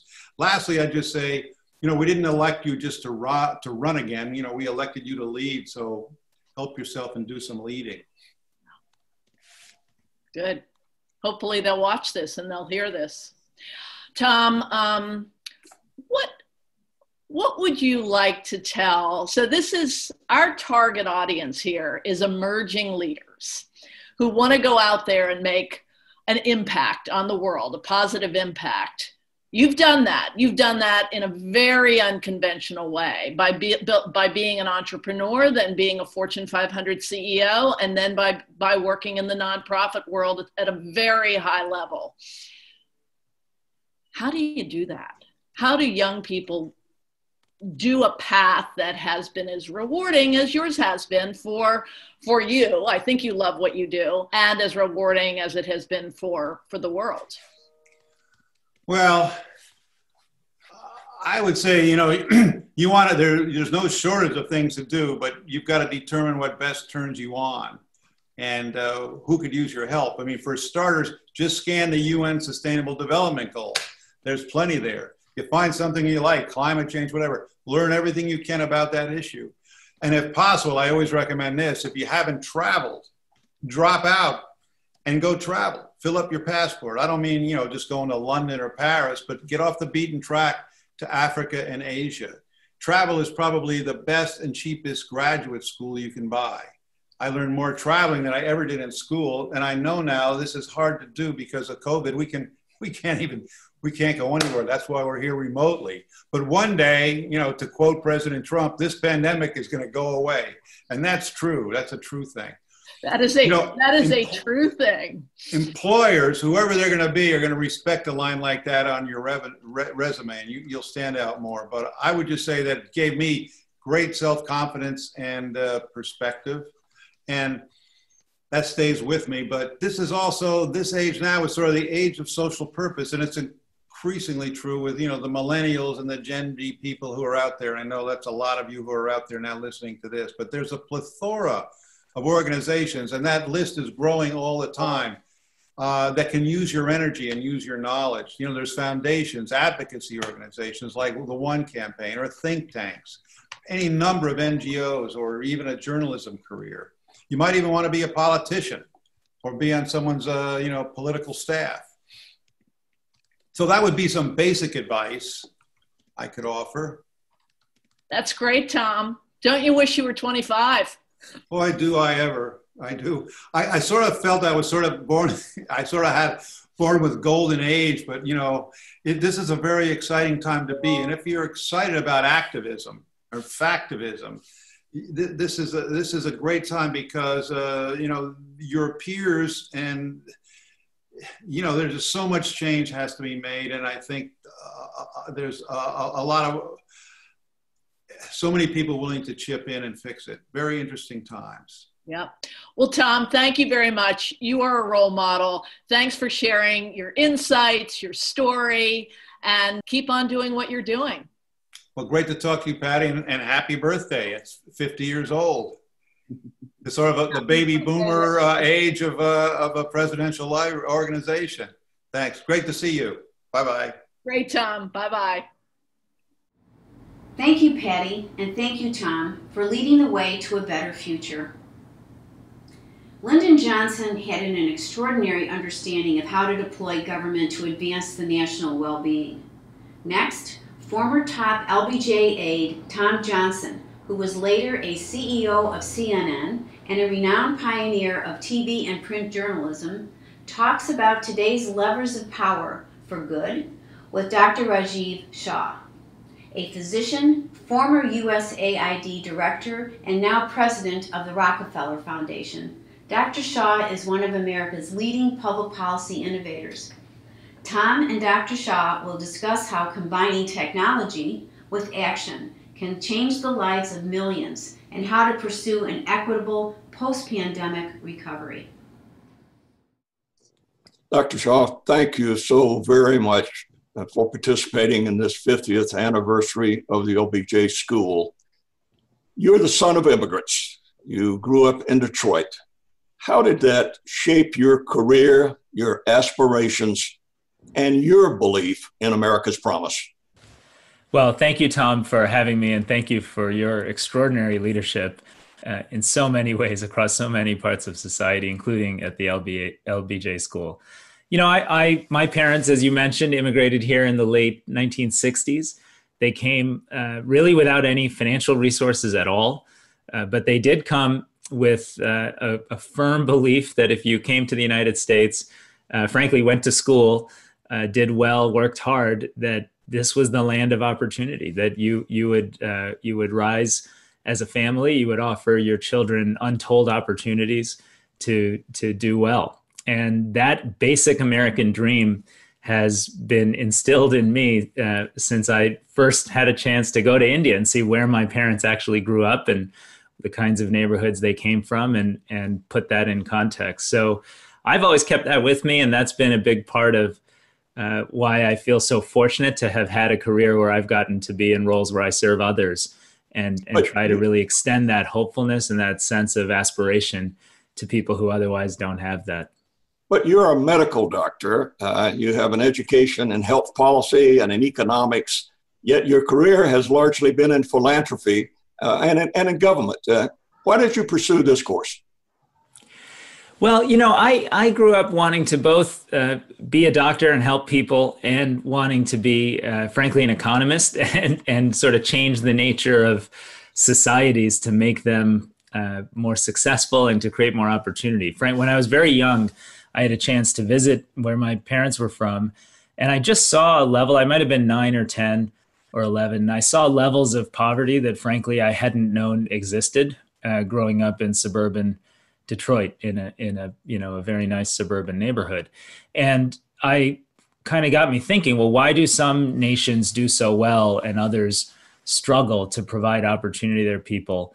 And so I got interested in both medicine and economics, and it just so happened that I had a chance to, pursue both academically. And then I got my start in politics, actually, when I left medical school to join Al Gore's presidential campaign, lived in Nashville, Tennessee, was there on election night at the War Memorial when I thought we had won, and it turns out we had not. And so I was looking for work, and thankfully got introduced to Bill and Melinda Gates and got to join their foundation. Many of us thought that he had won. It was quite an experience. You led USAID under President Obama from 2010 to 2015, and you helped to steer that agency during that tragic Ebola crisis. What did that experience teach you about what we should be doing today about the coronavirus pandemic? Well, I learned a lot from that experience, Tom. The first thing I learned was just the power of leadership. I mean, I remember coming together in the summer of 2014 with the White House and President Obama and the president laying out that, look, this is a threat right now that is causing widespread death and devastation in 3 West African nations, Liberia, Sierra Leone, and Guinea, but that it could also come to the United States. And we had to get on top of this, both because we had to protect people in West Africa, but also to keep our nation and our globe safe and secure. And that strong statement of clear presidential leadership, and then the tone that President Obama set from that point on, where we said, we're going to make decisions based on science and data, allowed us to make a lot of tough decisions. We made a decision to keep airline flights open so that health responders and workers could go back and forth under safe protocols. We made decisions to invest massively in collecting data on testing and contact tracing, so we knew who was positive almost as quickly as they became positive, so that we could put resources in place and prevent transmission. That sort of data-driven approach that starts with testing and knowing who's positive where in real time needs to be the hallmark of any pandemic response. And frankly, that's why the Rockefeller Foundation worked very hard to create a national testing action plan in the United States and frankly in many other countries around the world to help elevate the role of data and evidence in the context of the pandemic response globally. Well, I want to ask you to tell us more about the role of the Rockefeller Foundation with this pandemic. We've heard about your role in testing, and what are your goals going forward? Because this epidemic seems not to want to let loose of us. And certainly at this point, we are hoping for a vaccine, but even that is in question.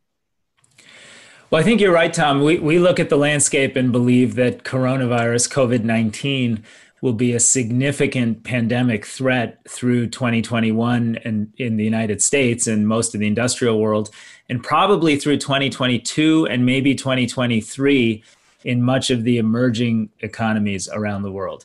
If you look at India, parts of Latin America, big parts of Africa, they are just now seeing big spikes in testing positivity rates that exceed 20%. What that effectively means is they're on the rocket ship part of the exponential curve, that they're going to have many, many, many more cases before this thing subsides. And we know that social distancing and mask wearing and certainly vaccine access are going to be far more difficult for the billions of people who live in less developed nations around the planet. So Rockefeller has been really involved in bringing together people from science and industry, businesses that are involved in diagnostics and testing, policymakers in the United States. We brought together Republicans and Democrats, believe it or not. We could get them together to come up with ways to invest in better efforts to test and trace against the disease so we can bend the curve here in the United States. And we're now doing the same in Latin America, in more than a dozen African countries, and in the highest hit states in India, like Maharashtra, which is a state with 120 million people, where every time they test, there's a 20+% chance that someone's positive. Raj, this pandemic has also brought to the forefront the racial inequities that exist, that in so many ways have hampered our country's progress since its founding. That also was one of President Johnson's major goals, and his efforts to pass the Civil Rights Act, Voting Rights Act. And in that, incidentally, he had great support from Republicans like Dickerson and others. Tell me how the Rockefeller Foundation is rising to this moment in our nation's history when we have these racial inequalities and are now even seeing so much of this move into protest and riots that are so divisive in our nation today.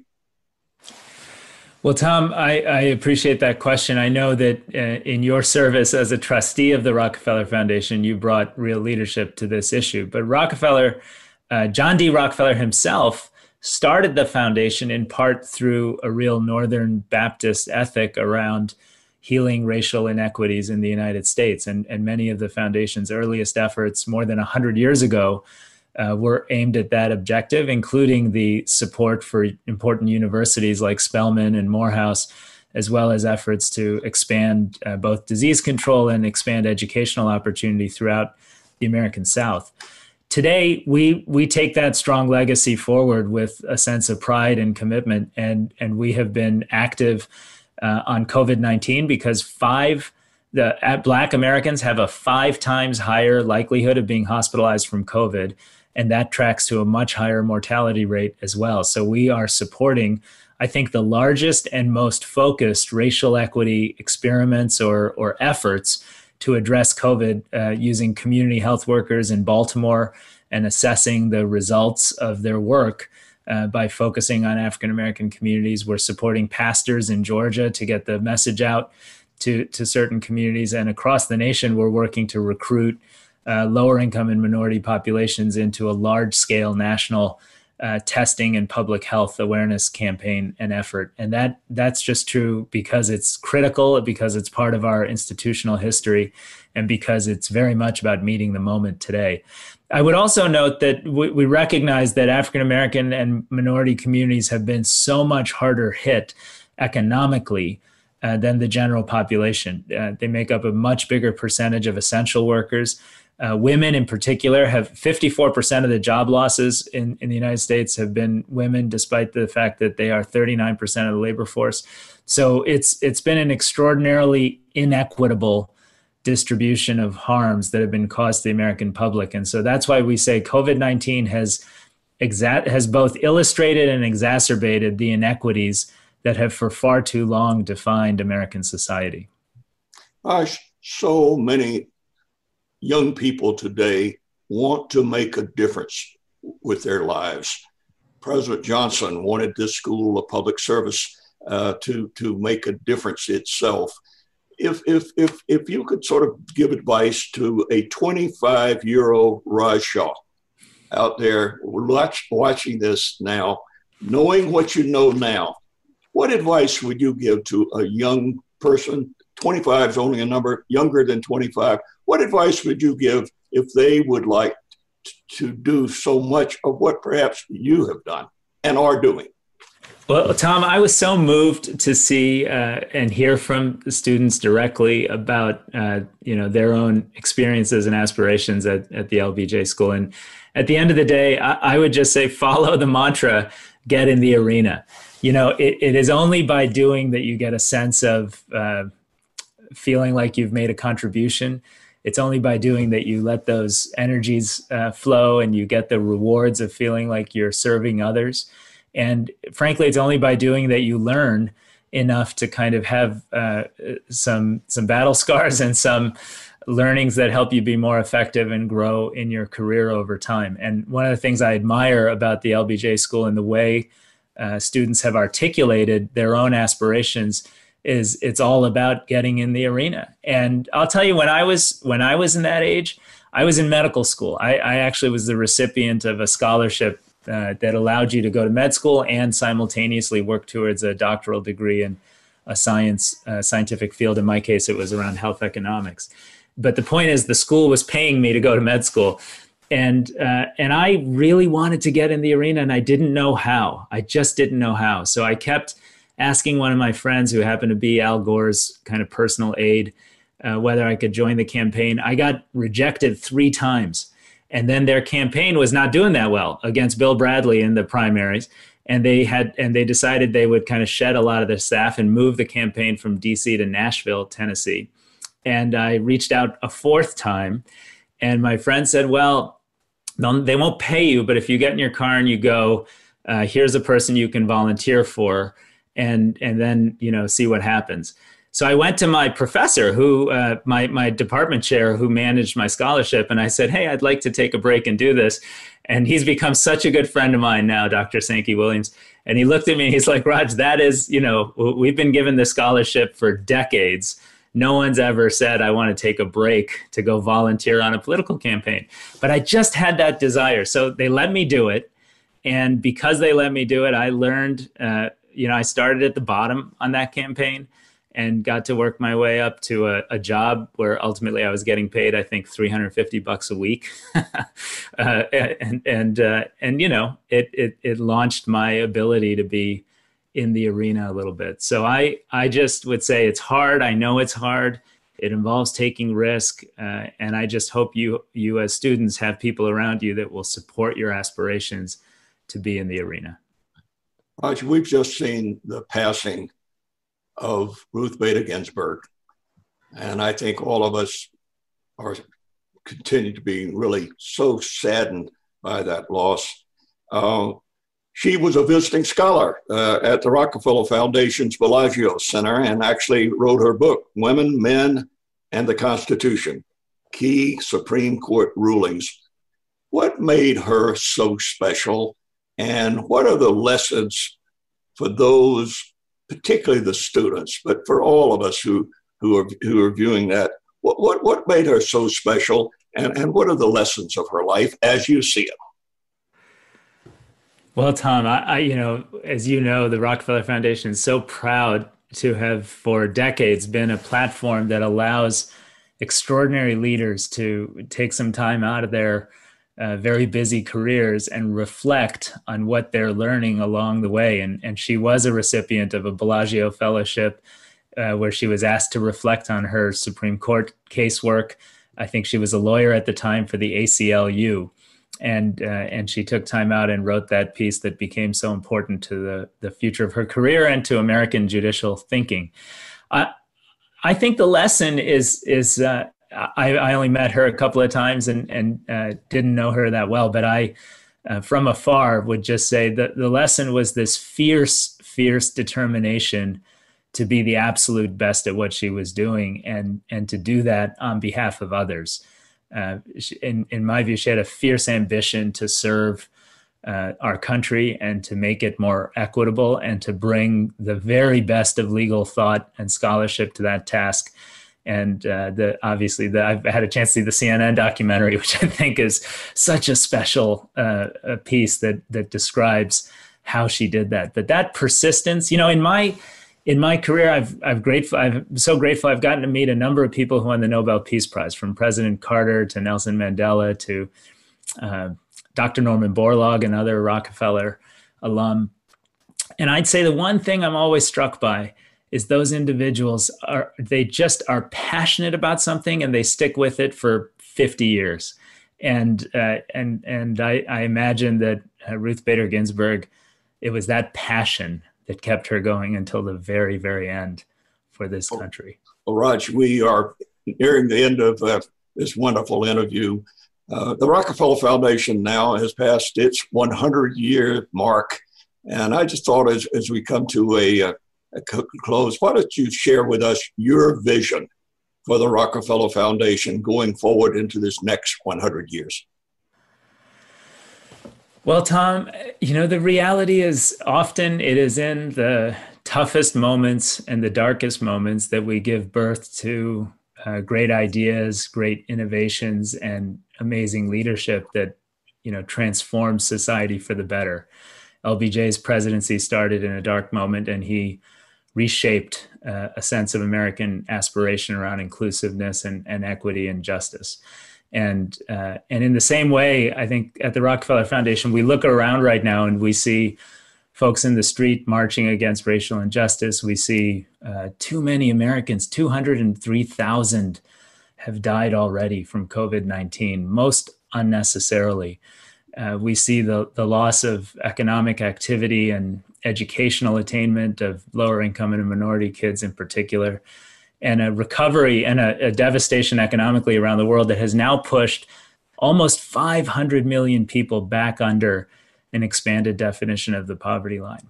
And I think it's in this moment that we're going to invest in people who are dreaming about an equitable recovery. We're going to invest in ideas that can bring renewable clean energy to 1 billion people that still live in the dark, and ensure that a decade from now, people will say that we recovered from COVID-19 in a way that was inclusive and took a big step forward towards the end of extreme poverty.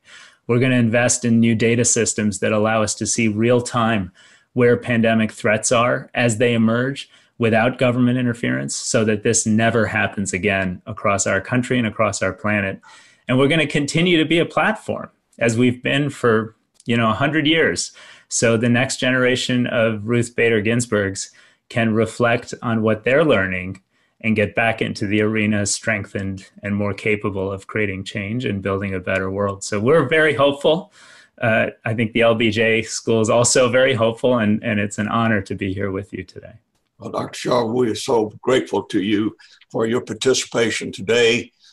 I know I don't speak for President Johnson or his daughters that often, but I think I can say how very proud he would be to have your presence as a part of this 50th anniversary program, and the work that you and the Rockefeller Foundation are doing, not just hoping to make this world a better place, but you are literally making our world a better place, for which we are all very grateful to you and to all of your staff, your board at the Rockefeller Foundation. Thanks again for your leadership. Thanks again for your participation today.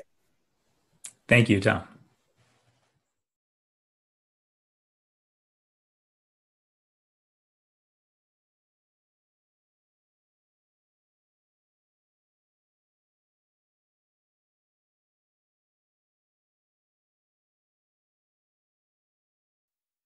Sesame Street, one of America's first multiracial TV shows, grew out of LBJ's war on poverty, using media to open educational opportunities to low-income young children. Now that transformative model is helping distressed communities, including refugees around the world, and opening a powerful prism on the condition of our most vulnerable children. It's now my pleasure to talk with Sherrie Westin, Sesame Workshop's President of Social Impact and Philanthropy, and the woman behind its mission. Over 50 years ago, in the attempt to tackle President Johnson's declared war on poverty, Sesame Street took the stage. Its founders, Joan Cance Cooney and Lloyd Morissette, brought together an unlikely menagerie of warriors and emerging public television media, the artistry of the Muppets, educational scholars, entertainers, and funding supported through the federal government and nonprofits. What a magical formula that model is for the rest of us today to how best to collaborate. Together, they attack persistent and relevant cultural and social economic problems. Sherrie, it's been 50 years of this founding genius of Sesame Street, and it seems to have held. Why is that? Well, first of all, Angela, thank you so much for including me. It's a thrill to be a part of this. And you're absolutely right. I mean, it's amazing that here we are over 50 years later with Sesame. We celebrated our 50th last year. And I really think the reason it has been so effective for, over 5 decades is that they identified a real need, a real issue that is still ongoing. That need is still there. And you're right. Sesame Street was born out of the 60s. It was the civil rights movement. It was the Johnson administration. It was the war on poverty. And it was an experiment to see if television could be used to teach. But more than that, to see if television could reach children who had less advantages of those in middle class, who had been left behind, to give them the skills to arrive at school ready to learn. So I think the fact that it was that they were the first to use media to tackle that issue. And I also think it speaks to the prescience of Joan Gance Cooney and Lloyd Morissette, our founders, because they were also the first to focus on preschool. They had a hunch that the learning would be, the investment would be the greatest there, that the return on investment. And now we have the science to prove it. Neuroscience shows that a child's brain develops more in the first 5 years of life than any other time.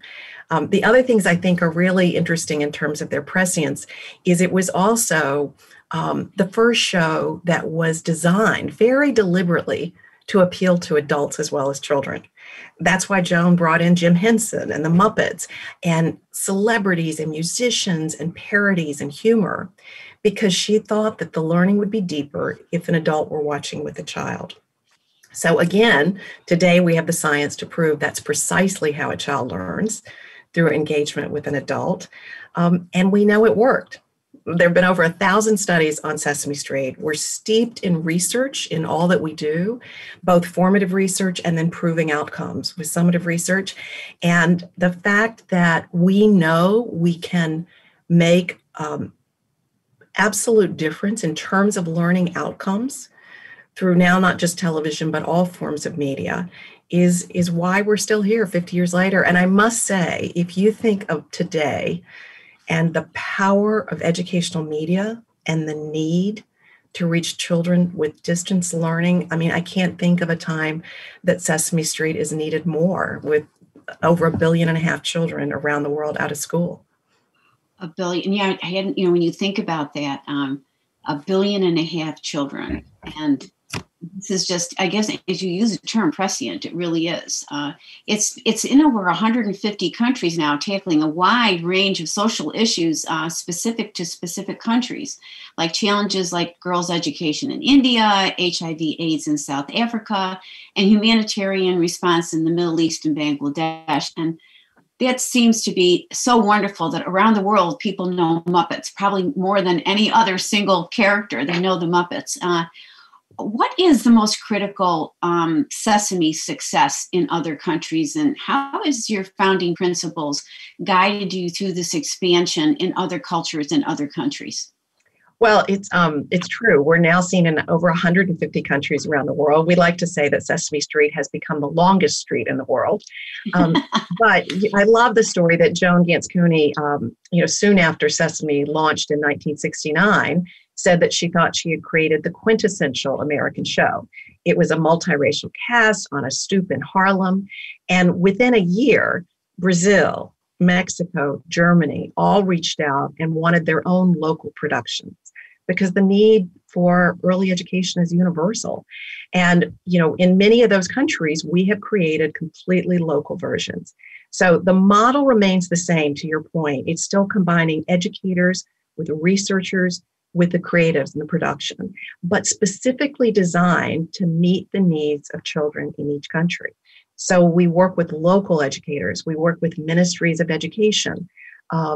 And some of the best examples have been, as you mentioned, HIV and AIDS in South Africa with the first ever HIV positive Muppet, girls' education in Afghanistan, India, Bangladesh, where we have powerful girl role models, little Muppets who are inspiring young girls and showing little boys that it's okay for girls to go to school.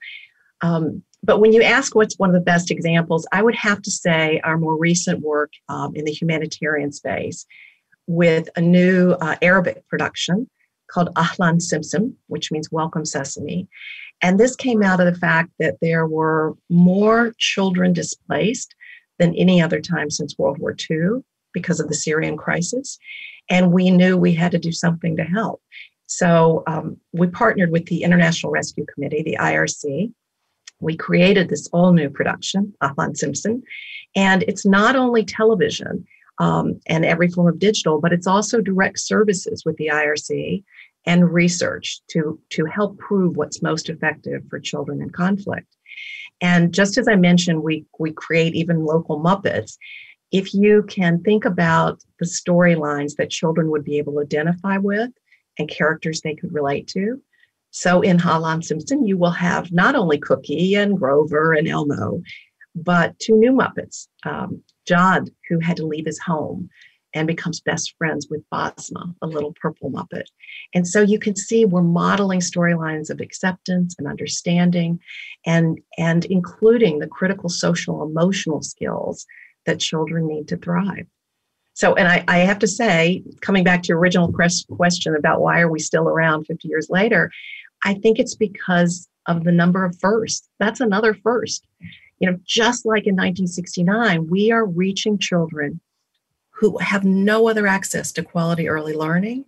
And together with the IRC, we're literally creating the first largest early childhood intervention in the history of humanitarian response.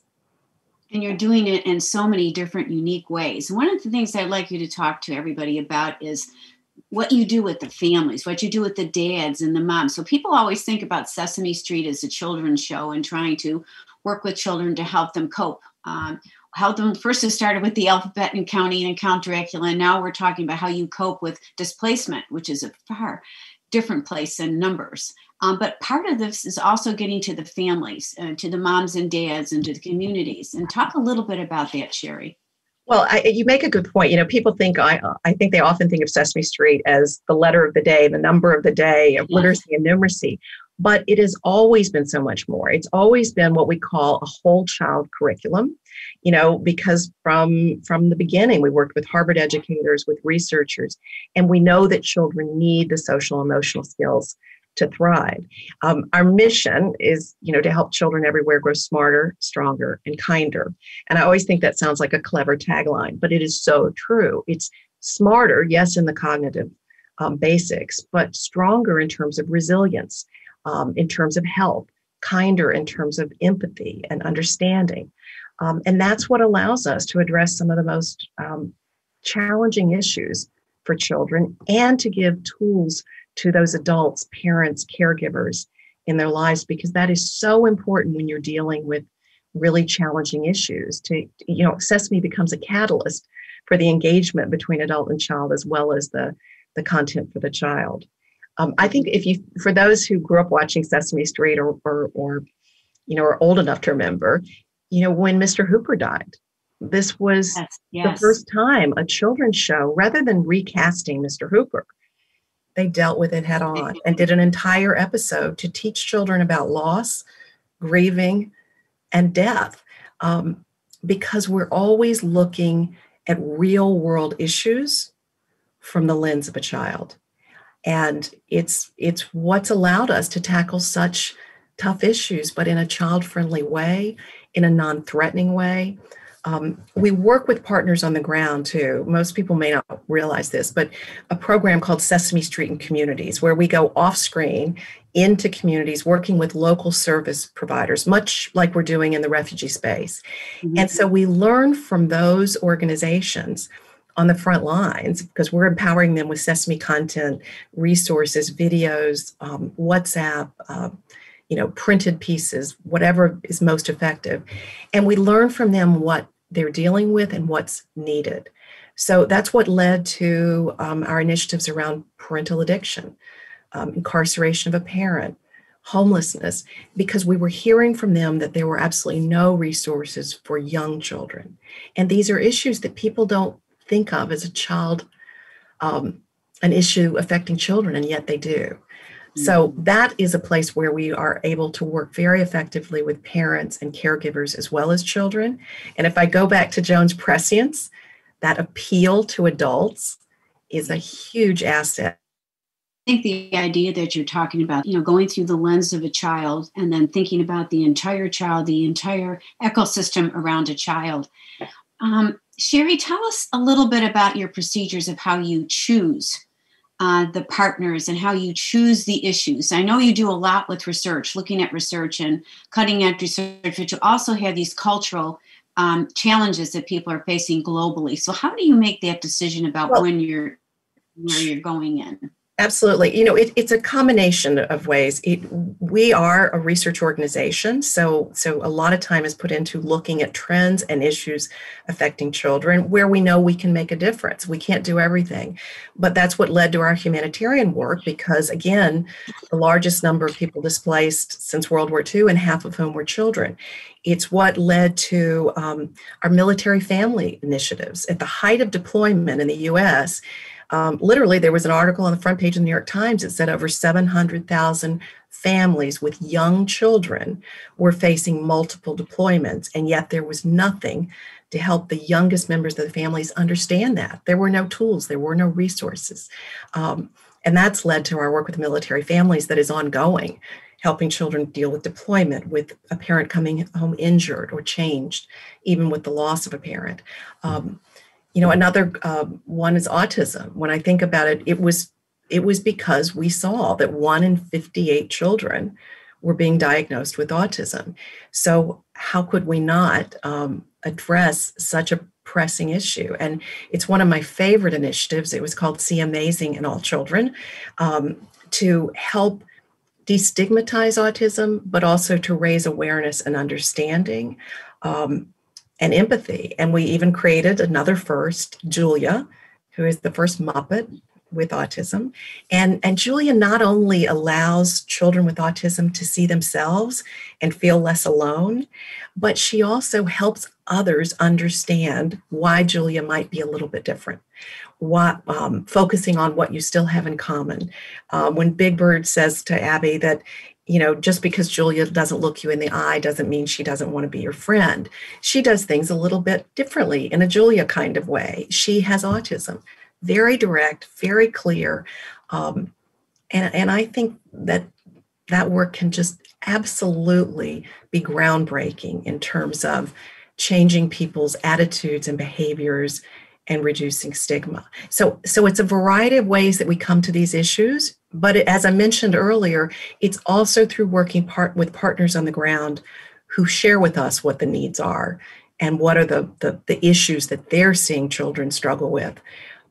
Because we know when children face traumatic issues, it literally affects their ability, their brain development, and it's so important that we give tools to those caregivers to help those children overcome those obstacles.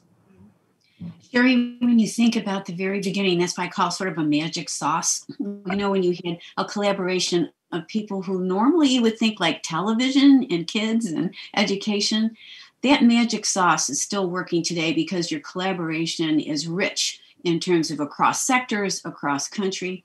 And so here at the LBJ school, we talk about, preparing the next generation of public servants. I'm looking at Sesame Street and I'm saying, yes, this is another thing where policy and public policy, public service really makes a difference. What do you see for the future in terms of, if you're thinking about young people and people going into public service, in your whole approach and your eagerness and wisdom with regard to the Sesame Street example? How would you talk to young people today about pursuing work in public policy, whether it be in the public or the private sector or the nonprofit, because you cross all of those? I think that it's really what I recommend is sort of multidiscipline approach, which is what you point out, that all of this in the inception of Sesame Street, it was bringing together educators, researchers, creative producers, and the idea was about addressing a need. Again, that sense of purpose. Yes, Joan and Lloyd had tremendous prescience, but it was all about focusing on a real need. And that has been consistent for 50 some years. I mean, what I see moving forward is that the need has never been greater, but there's so many, the means are changing so much since the 1960s. I was thinking about this before we got together because of the Johnson administration, the 60s. And I thought, during the time when they came up with the idea for Sesame Street, television was referred to as a vast wasteland. If you remember Newt Minow, the FCC chairman in the 60s. And, the same could be said today for social media. And what Joan Gans Cooney said, famously said, was it's not a question of whether children learn from media, it's what they learn. Yes. And that's true today for social media, for any form. And I think for those going into public policy, it's about what are the real needs you can address? What's a multidisciplinary approach where you can bring others together? And I also think it's about patience, that we need to be measuring success on public policy in decades, not years. We need data, but patience. It's great to have the great, big, innovative idea, but there also needs to be the, sort of grounded in research. And I think that, the one thing that gives me so much hope is when you look at students today, that sense of purpose they have, that sense of, altruism and optimism. And, that does give me hope for the future in spite of pretty daunting times. Well, I think having the legacy and the experience and the success of Sesame Street is going to help us in a super complex world, because you're talking about media. And while we're talking about public television, then moving on, you think about social media and the impact and the ability to measure the impact through social media. Well, listen, I think one of the greatest contributions Sesame makes is adding to the body of research on what's most effective for teaching children, remotely, but also for children in crisis, for vulnerable children. So with our work in the humanitarian space, we will more than double the amount of research on what's most effective for children in crisis. When you look at this pandemic, for us to be measuring impact on using WhatsApp, digital, telephone, radio, mobile, not just broadcast, but we have to be more innovative, both in high-tech and low-tech ways of reaching children. But to be able to add to the body of evidence on what's effective is an enormous contribution. And again, coming back to the prescience of Joan and Lloyd, if we can be a catalyst for others to invest in the early years, there is very little investment in early childhood development. Even in the humanitarian space, less 3% of all aid goes to education at all. And it's only a tiny sliver for early education, in spite of all of the evidence that the return on investment in the early years has long-term outcomes. And if we can be a catalyst for more enlightenment on the importance of reaching children in those critical early years, we will make a difference for children for generations to come. Well, Sherrie, I think you've already done that. I mean, I think the track record of Sesame Street and Sesame Workshop has been extraordinary. I think you're right. We have to think about data and evidence and how we move that data and evidence into the real world to help children. I just am so pleased that you were able to join us and share the story of 50 years of success in both in the United States and abroad. Thanks so much, Sherrie, for spending time with us. It's my great pleasure, and congratulations, because when you think what happened and what came out of the war on poverty and the Johnson administration, and so many of those issues we are still dealing with today, but it's a real inspiration on how we can approach it. Yes, it is indeed. And you're inspirational. Thank you, Sherrie, so much. I appreciate it. Thank you. Thanks again. Okay. Take care. Thank you, Sherrie. You are such an inspiration to all of us. Speaking of inspiring speakers, I'd now like to welcome Luci Baines Johnson, who has been an eloquent keeper of her father's flame and a constant champion of his living legacy, the LBJ School. Oh, how my mother would have loved to have been here tonight. Since she was unable to be with us in person, I've worn a dress she wore often in the White House, with the hope that all of us will have at least felt her loving presence. What an extraordinary evening this has been. Before we left the White House, my father said to me, "Luci Baines, with whatever time I have left on this earth, I'm going to dedicate my energies to creating the LBJ Library and the LBJ School. and create them he did. For 50 years, the LBJ School has produced new generations of public leaders who, like my father, feel strongly that social justice is the best weapon we have against poverty.